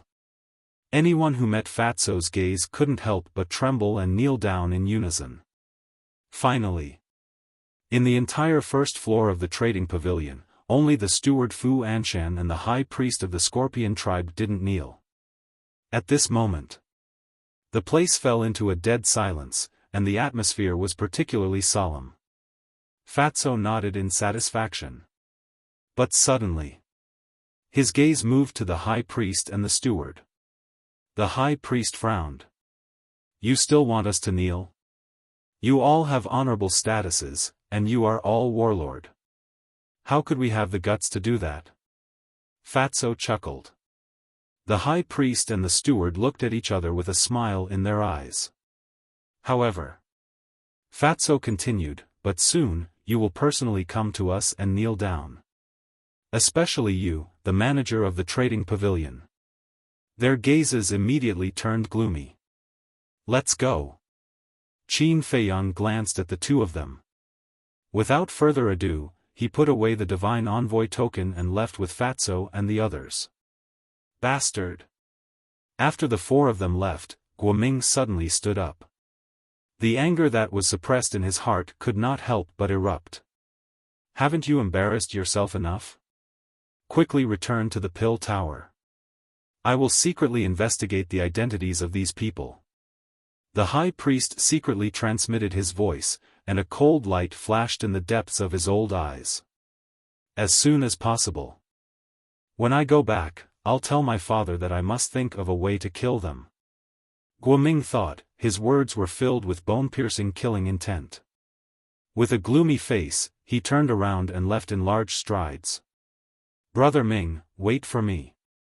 When the enchanting woman saw him, she hurriedly chased after him. "Sorry to disturb you." After watching the two of them leave, the high priest also opened a teleportation gate. He cupped his hands and said something to Fu Anshan, then turned around and walked in without looking back. Sigh. I shouldn't have underestimated them. Silly. Fu Anshan sighed deeply, turned around and walked upstairs, his heart filled with regret. This time, the Scorpion tribe and the trading pavilion are in big trouble. It's not the trading pavilion that's in trouble, it's Fu Anshan. They can only blame themselves for being unlucky. Who would have thought that a few lowly commoners would actually have the divine envoy token? People discussed in low voices. And this matter was like a plague that quickly spread throughout the North City district. All of a sudden, Qin Feiyang and the others became the subject of heated discussion again. This is great, this is great. Fu Anshan, this old bastard, has always been self-righteous and looked down on others. Now, he has finally suffered a great loss. East City, Trading Pavilion. In a resting room, a white-haired old man in white clothes was sitting beside a tea table, laughing in schadenfreude. And in front of the old man, a woman stood respectfully. This woman was tall and had a peerless appearance. Her skin was delicate, and she was about 25 or 26 years old. She wore a snow-white long dress, and her black and beautiful hair was like a waterfall. At this moment, there was also a faint smile on the woman's face. A moment later, the old man in white stopped laughing and looked at the woman. Go and inquire about the background of those little fellows. The woman was slightly stunned, and smiled. It seems that grandfather is very interested in them. Of course. Regardless of their relationship with Lu Xingfeng, as long as they can make Fu Anshan suffer, they are worth making friends with. The old man in white chuckled. The woman looked at the old man helplessly and nodded. All right, I'll ask around. Dong. Suddenly, there was a knock on the door. The old man in white sorted out his emotions, looked at the door, and said lightly, "Come in."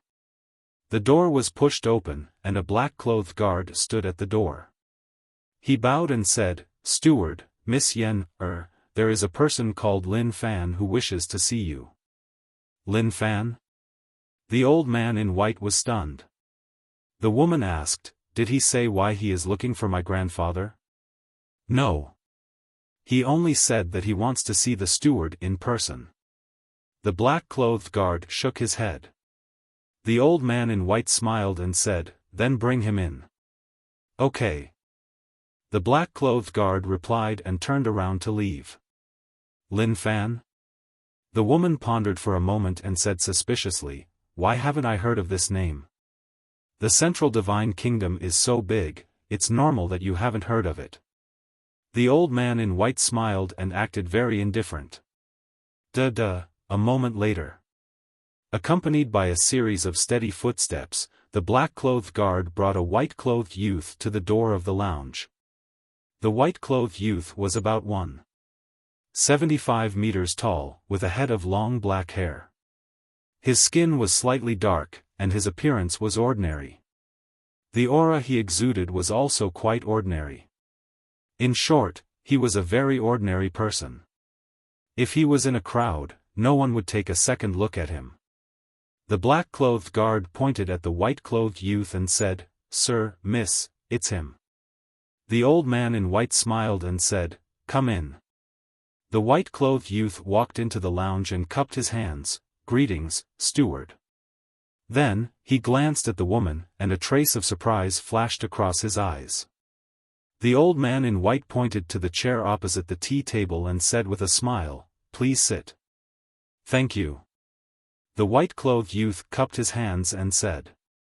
His eyes flashed as he strode to the tea table and sat opposite the old man in white. "You may leave." The old man in white then looked at the black-clothed guard at the door. Yes. The guard bowed in response, closed the door, and strode away. Next. The old man in white looked at the woman and said, Yen, prepare tea for this little brother. Okay. The woman nodded, squatted on the ground, and began to clean the tea set in an orderly manner. Her movements were extremely elegant. Looking at all this, the white-clothed youth nodded without a trace, as if he was very satisfied with the hospitality here. The old man in white did not talk nonsense and asked directly, May I know why little brother is looking for me? The white-clothed youth said, I want to buy a pill. What pill? The old man in white asked curiously. The white-clothed youth smiled and said, Healing pill. The old man in white's face stiffened. At the same time, the woman who was making tea also paused her arms slightly and looked up at the white-clothed youth suspiciously. They originally thought that this person specially coming to find them was definitely to buy some precious medicinal pills. But they did not expect that it was just a healing pill.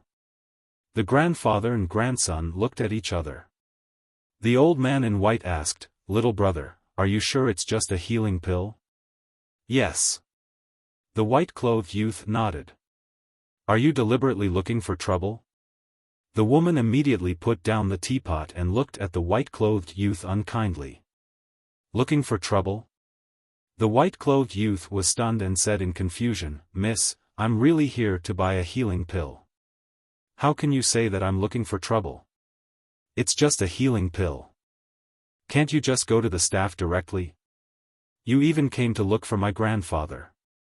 Do you think my grandfather has nothing better to do? The woman said angrily. Yen, don't be rude. The old man in white reprimanded with a straight face. The woman said, Grandfather, he's doing it on purpose, understand? All right. Since our transaction pavilion is open for business, no matter how much you buy, you're a customer. Quickly, go and get this little brother a healing pill.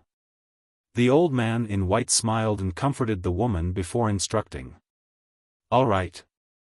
The woman glared at the white-clothed youth fiercely and walked towards the door reluctantly.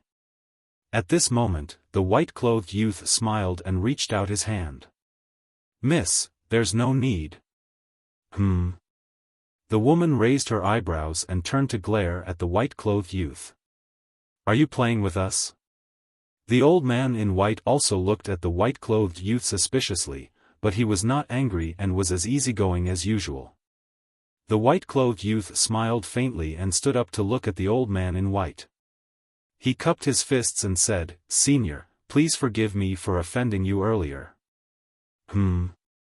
The old man in white was even more confused. To tell you the truth, I did that on purpose to test your character, Senior. The white-clothed youth smiled. Test me? The old man in white was stunned. Then, his face twitched and he asked, Why? Because a friend told me that you're more easygoing and reasonable than Fu Anshan. You're not as arrogant as Fu Anshan and look down on others. But I didn't believe it, so I wanted to test you. I didn't expect the result to be as what my friend said. The white-clothed youth smiled. I see. The old man in white came to a realization. Then, he looked at the white-clothed youth from head to toe and suddenly laughed. The woman was stunned and asked in confusion, Grandfather, what are you laughing at? Yen, we're guests. Hurry and fill this little brother's cup of tea. The old man in white laughed. No. The woman turned her head away. She was a little arrogant and unhappy. The old man in white was a little embarrassed. He looked at the young man and said apologetically, Little brother, I've spoiled my granddaughter. Please don't mind her. The white-clothed youth smiled helplessly and said, It's my fault. You can't blame her. Little brother, you're really magnanimous. In that case, please reveal your true colors. Chapter 858. Lu Shan's true face? When the woman heard this, she couldn't help but look at the young man in white in surprise. The young man in white smiled, took out a pill with lightning speed, and stuffed it into his mouth. But it wasn't the facial restoration pill, it was the illusionary form pill. Soon, a blue-haired youth appeared in front of the grandfather and grandson. "It's you." The woman was surprised. "That's right. This person was Qin Feiyang." After leaving the North City Trading Pavilion, Mu Qing opened the teleportation gate and brought him to the East City. In order to prove Mu Qing's words, he deliberately changed his appearance and entered the trading pavilion. Moreover, he also thought of a very direct way to test the waters. By healing pills. And only by one. If it was Fu Anshan who encountered such a thing, he would definitely be angry on the spot and ask someone to kick him out. But the old man in front of him not only did not do so, he was even polite to him. It was enough to see that this person's character were indeed not bad. Qin Feiyang looked at the woman and cupped his hands. "Miss, I have no choice but to do so, please forgive me." "Humph. My grandfather's temper is famous in the Divine City.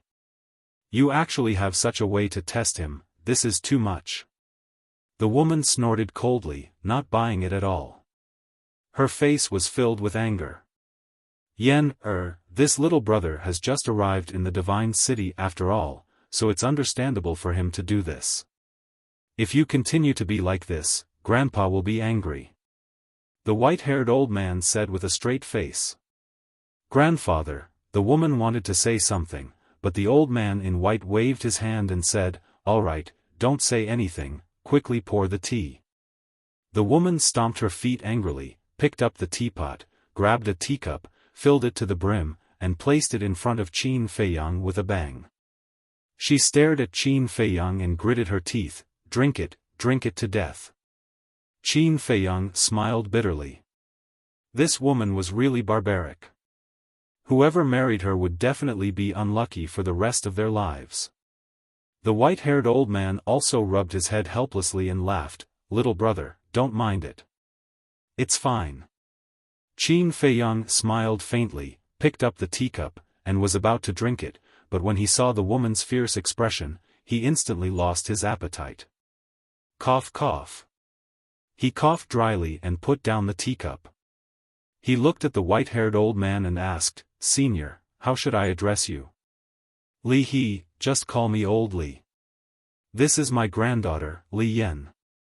"Little brother, what's your name?" Li He asked after introducing Zhang Xian. Qin Feiyang smiled bitterly. "My name is somewhat offensive. It's better not to say it." "Offend someone?"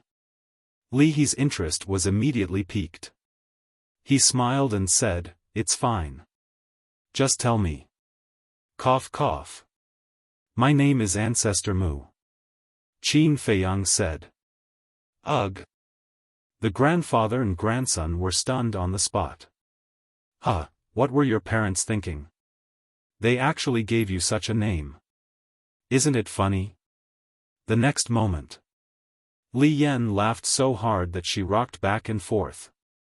Qin Feiyang's face suddenly turned ugly.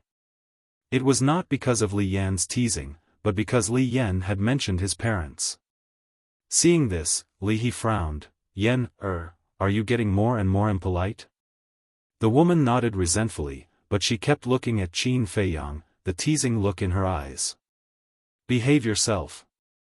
Li He glared at her, then looked at Qin Feiyang and smiled. "Then why did little brother come to find this old man this time?"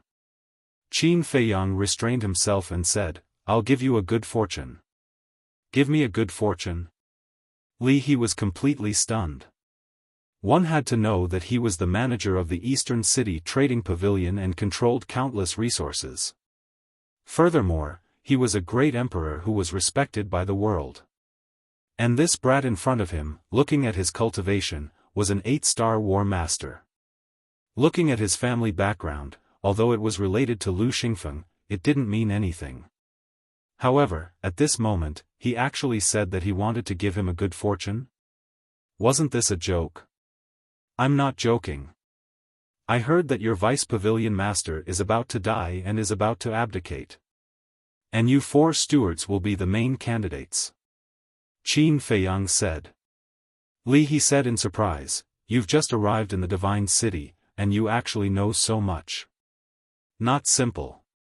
Qin Feiyang smiled faintly and said, then may I ask senior, what is your chance?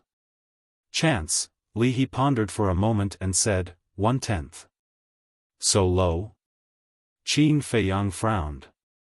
Not to mention Li He's ability, just based on his character, his chance should be the highest. Sigh. My grandfather is different from them. Although my grandfather is conscientious and works for the trading pavilion, he doesn't like to curry favor. And the 3 stewards of the West City, North City, and South City are in front of the chief pavilion master all day long, fawning over him like grandchildren. Li Yan sighed, her eyes full of disdain. Li He frowned and shouted, Yan, don't talk nonsense. Li Yan snorted, how am I talking nonsense? It's always been like this. Enough. Everyone has their own fate. Actually, my grandfather doesn't really care whether he can become the deputy pavilion master or not. Li He said. Li Yan said, if he doesn't care, why do you keep talking about it all day? The veins on Li He's forehead popped as he said angrily, I say, little girl, can you not undermine your grandfather in front of outsiders? Li Yan turned her head and said arrogantly, I'm just telling the truth. If you don't like it, don't listen. Oh my God, how did I raise a white-eyed wolf like you? Li He cried out in sorrow and helplessness. Looking at the grandfather and granddaughter bickering, Qin Feiyang could not help but smile faintly. What are you laughing at? Li Yan said unhappily. Qin Feiyang said, I envy you for having such a good grandfather. Don't you have a grandfather? Li Yan was stunned and asked. My grandfather. Qin Feiyang was silent for a while, then shook his head and said, let's not talk about it. Let's get to the point. He looked at Li He and said, if you are willing to cooperate with me, I can help you increase the chances to 100%. What? 100%. Li He suddenly stood up and looked at Qin Feiyang in surprise. Li Yan's almond-shaped eyes also widened. I'm not kidding. Qin Feiyang took out a yellow pill and placed it on the tea table. The grandfather and granddaughter looked down at the pill. A moment later, Li Yan looked up at Qin Feiyang and asked, what kind of pill is this? Why have I never seen it before? Juku Yellow Dragon Pill. It can make the Battle King and Battle Emperor break through a small realm in an instant. Qin Feiyang said. This, the grandfather and granddaughter looked at each other. Wasn't this the same as the red fire glass pill? But why didn't they remember that there was such a pill in the world? Moreover, the effect of the Juku Yellow Dragon Pill is determined by the patterns. The more patterns there are, the more realms you can break through. For example, this Juku Yellow Dragon Pill with 5 patterns can make the Battle King and Battle Emperor break through 5 small realms in a row. Qin Feiyang said again. Hearing this, Li He grabbed the Juku Yellow Dragon Pill and looked at it over and over again. As far as he knew, only martial artists, martial masters, and martial grandmasters could use pills to improve their cultivation. As for those above the War King level, they had to cultivate step by step, and there were no shortcuts. Thus, he felt that what Qin Feiyang said was too excessive, too illusory, and simply impossible to believe. Senior, if you don't believe me, you can find someone to test it. But the test subject must be a tight-lipped person. I don't want this pill to be exposed yet. Qin Feiyang said with a faint smile. I have to try. Li He turned around and handed the Juku Yellow Dragon Pill to Li Yan, saying, go home immediately and let Haolong take it. This, Li Yan grabbed the pill and hesitated. Don't worry, if little brother wanted to harm us, he wouldn't use such a clumsy method. Li He patted her shoulder and laughed. Li Yan glanced at Qin Feiyang and did not say anything else. She opened a teleportation gate and quickly left. After Li Yan left, Li He returned to his seat and smiled at Qin Feiyang. Little brother, don't worry, Haolong is my grandson and Yan Er's younger brother. He is absolutely reliable. Qin Feiyang nodded. Next, the two of them chatted while drinking tea, waiting for Li Yan to return. Qin Feiyang was very calm. But Li He was obviously a little absent-minded. He was very eager to know the result. Because, if this Juku Yellow Dragon pill could really raise the cultivation of the Battle King and the War Emperor, then it would definitely cause a huge sensation in the Divine City. At that time, he, the person who cooperated with Qin Feiyang, would undoubtedly be the biggest beneficiary. Suddenly, he looked at Qin Feiyang and said, "Little brother, if we cooperate, I hope that I am your only partner." Of course. Qin Feiyang laughed. Of course, he knew what Li He was thinking. Once the Juku Yellow Dragon pill appeared, it would definitely bring endless wealth to the trading pavilion. And as his only partner, Li He would naturally be especially valued by the chief pavilion master. Even as long as Li He could grasp this opportunity well, the position of vice pavilion master of the trading pavilion would be his. Schwa. A moment passed. Li Yan finally returned. She looked very excited, her jade-like hands were tightly clenched together, and her beautiful face was flushed red. "How is it?" Li He asked. "Sure." Li Yan nodded and said, after little brother consumed the Juku Yellow Dragon pill, his cultivation soared straight to the 9-star War Emperor. "Huh." Li He was stunned for a moment, then raised his head and laughed heartily. Li Yan looked at her grandfather who was laughing and was overjoyed. Then, she seemed to have thought of something and asked Qin Feiyang, "Where did you find this Juku Yellow Dragon pill's pill formula?" Qin Feiyang smiled but did not say anything. Li He stopped laughing and looked at Qin Feiyang's expression. He smiled faintly and said, "Yan, this is you who is not sensible. How can you ask about this kind of private matter?" Li Yan pursed her lips, but in her big black eyes, there were wisps of strange light flashing. Li He shook his head and laughed. He turned to look at Qin Feiyang, his old eyes shining, and said, "Little brother, how many Juku Yellow Dragon pills can you give me? We'll talk about this later.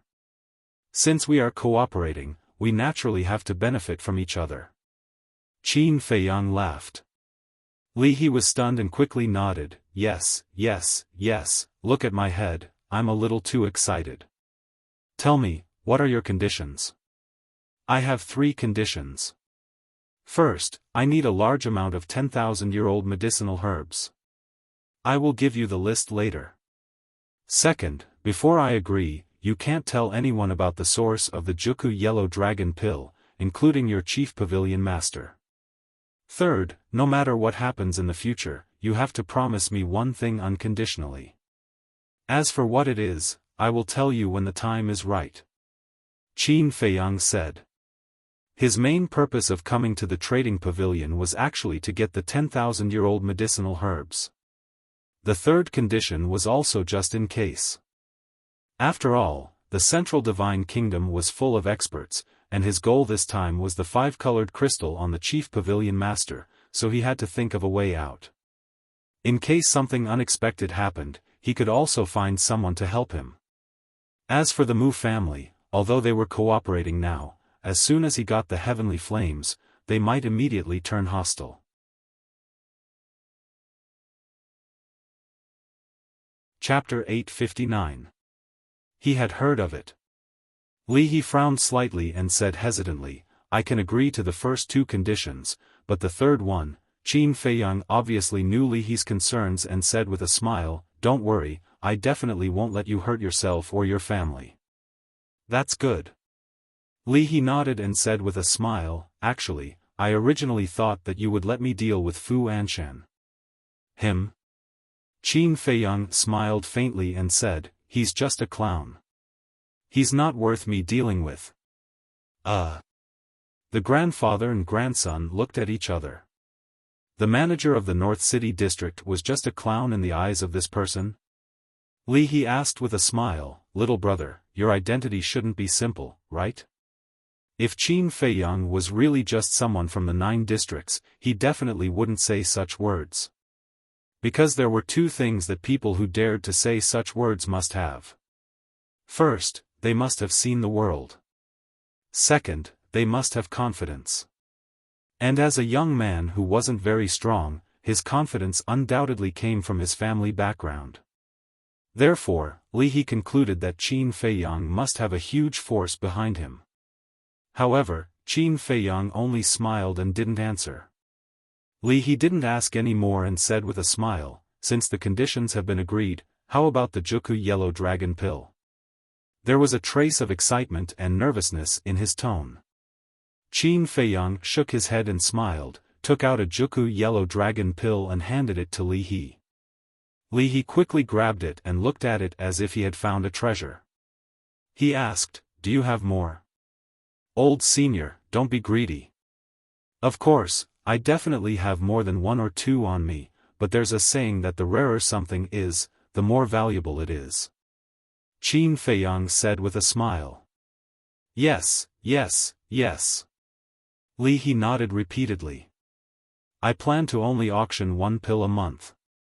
As for the commission, you can do it according to the rules. If we have a good cooperation, I promise you that I'll give you a big surprise later. Qin Feiyang said with a smile. Whether it was the treasure pavilion of the Great Qin Empire or the trading pavilion here, there would be a commission for helping people auction things. Big surprise. Li He's eyes lit up, and he couldn't help but look forward to it. Suddenly, Li Yan asked suspiciously, don't you have a few companions? Where are they? They are waiting for me at the restaurant next to your trading pavilion. Oh right, there's one more thing I have to say. You can't mention our cooperation to Qin Day. Qin Feiyang said seriously. Li He asked, who is Qin Day? Qin Feiyang waved his hand as his battle chi surged and rapidly condensed into Mu Qing's current look. This, the grandfather and grandson looked at each other, their eyes full of suspicion. Weren't these 2 companions? Why did he have to hide it from her? Some things are not as simple as what you see. Anyway, I'm not the only one who needs to be on guard against this person. Qin Feiyang said in a deep voice. He had entered the trading pavilion alone to look for Li He. In fact, he had purposely sent Mu Qing away. Yes. Li He nodded and asked, what about the other 2? The people he was referring to were Fatso and Yen Wei. Qin Feiyang smiled and said, they have nothing to do with me. They are all my trusted aides. If I have anything to do in the future, I will let them do it. Okay. Li He nodded again. Qin Feiyang seemed to have thought of something and said, by the way, please prepare 5 image crystals for me. I want them now. No problem. Li He looked at Li Yan and said with a smile, Yan, go and prepare them for little brother immediately. Okay. Li Yan glanced at Qin Feiyang, then turned and walked out quickly. Little brother, please sit down. Li He then asked Qin Feiyang to sit down and personally poured tea for Qin Feiyang. May I ask, little brother, where are you going next? If you have nowhere to go, you can stay in my trading pavilion. I believe that with little brother's talent, you will definitely be able to show off your skills in my trading pavilion. Li He asked with a smile as he filled the tea. Qin Feiyang was stunned and shook his head with a smile. Thank you for your kindness, senior, but I have to go to the Pill Pagoda. Go to the Pill Pagoda? Li He was slightly stunned. He put down the teapot and said, did little brother refine the 9 Chu Yellow Dragon elixir personally? Yes. Qin Feiyang nodded. 5 elixir patterns. Little brother's alchemy talent is extraordinary. But I don't understand. With little brother's ability, it seems that you can't learn anything in the pill pagoda.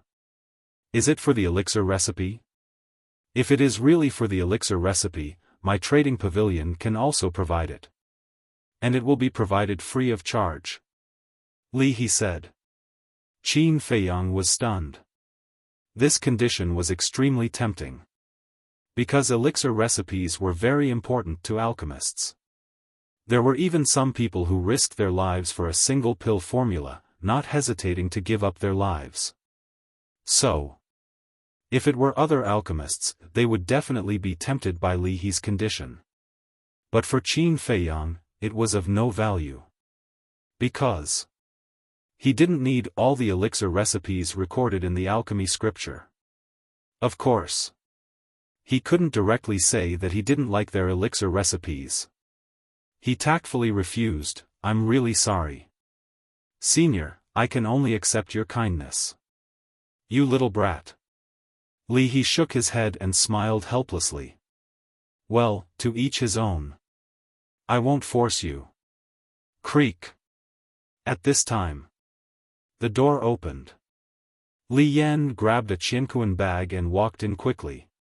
It's all inside. After closing the door, Li Yan threw the Qianquan bag to Qin Feiyang. She didn't look good from beginning to end. This woman is really narrow-minded. Qin Feiyang sighed helplessly. Without checking the Qianquan bag, he got up and looked at Li He. He cupped his hands and said, It's getting late. I'll take my leave first. You're leaving now?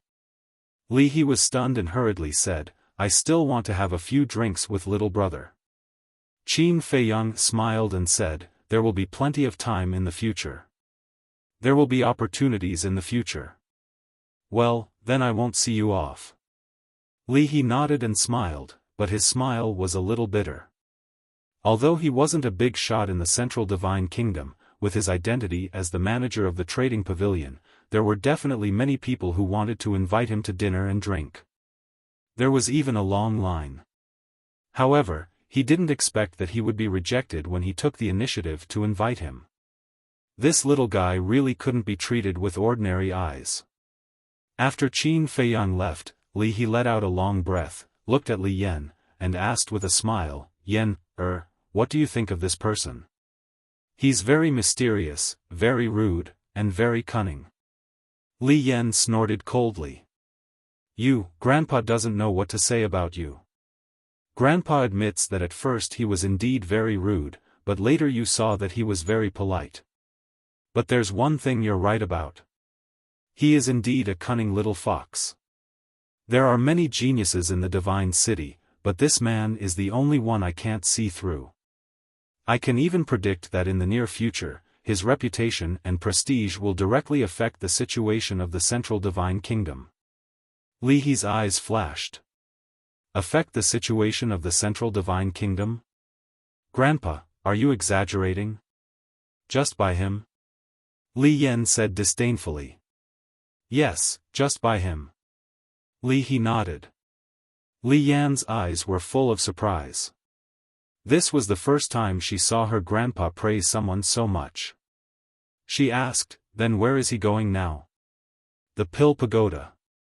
Li He said. The Pill Pagoda. Li Yan didn't say anything, and her eyes flashed with an inexplicable light. Back to Qin Feiyang. After leaving the trading pavilion, he went directly to the restaurant next door to meet up with Fatso and the other two. After meeting up, Qin Feiyang briefly explained and then set off for the Pill Pagoda with Mu Qing.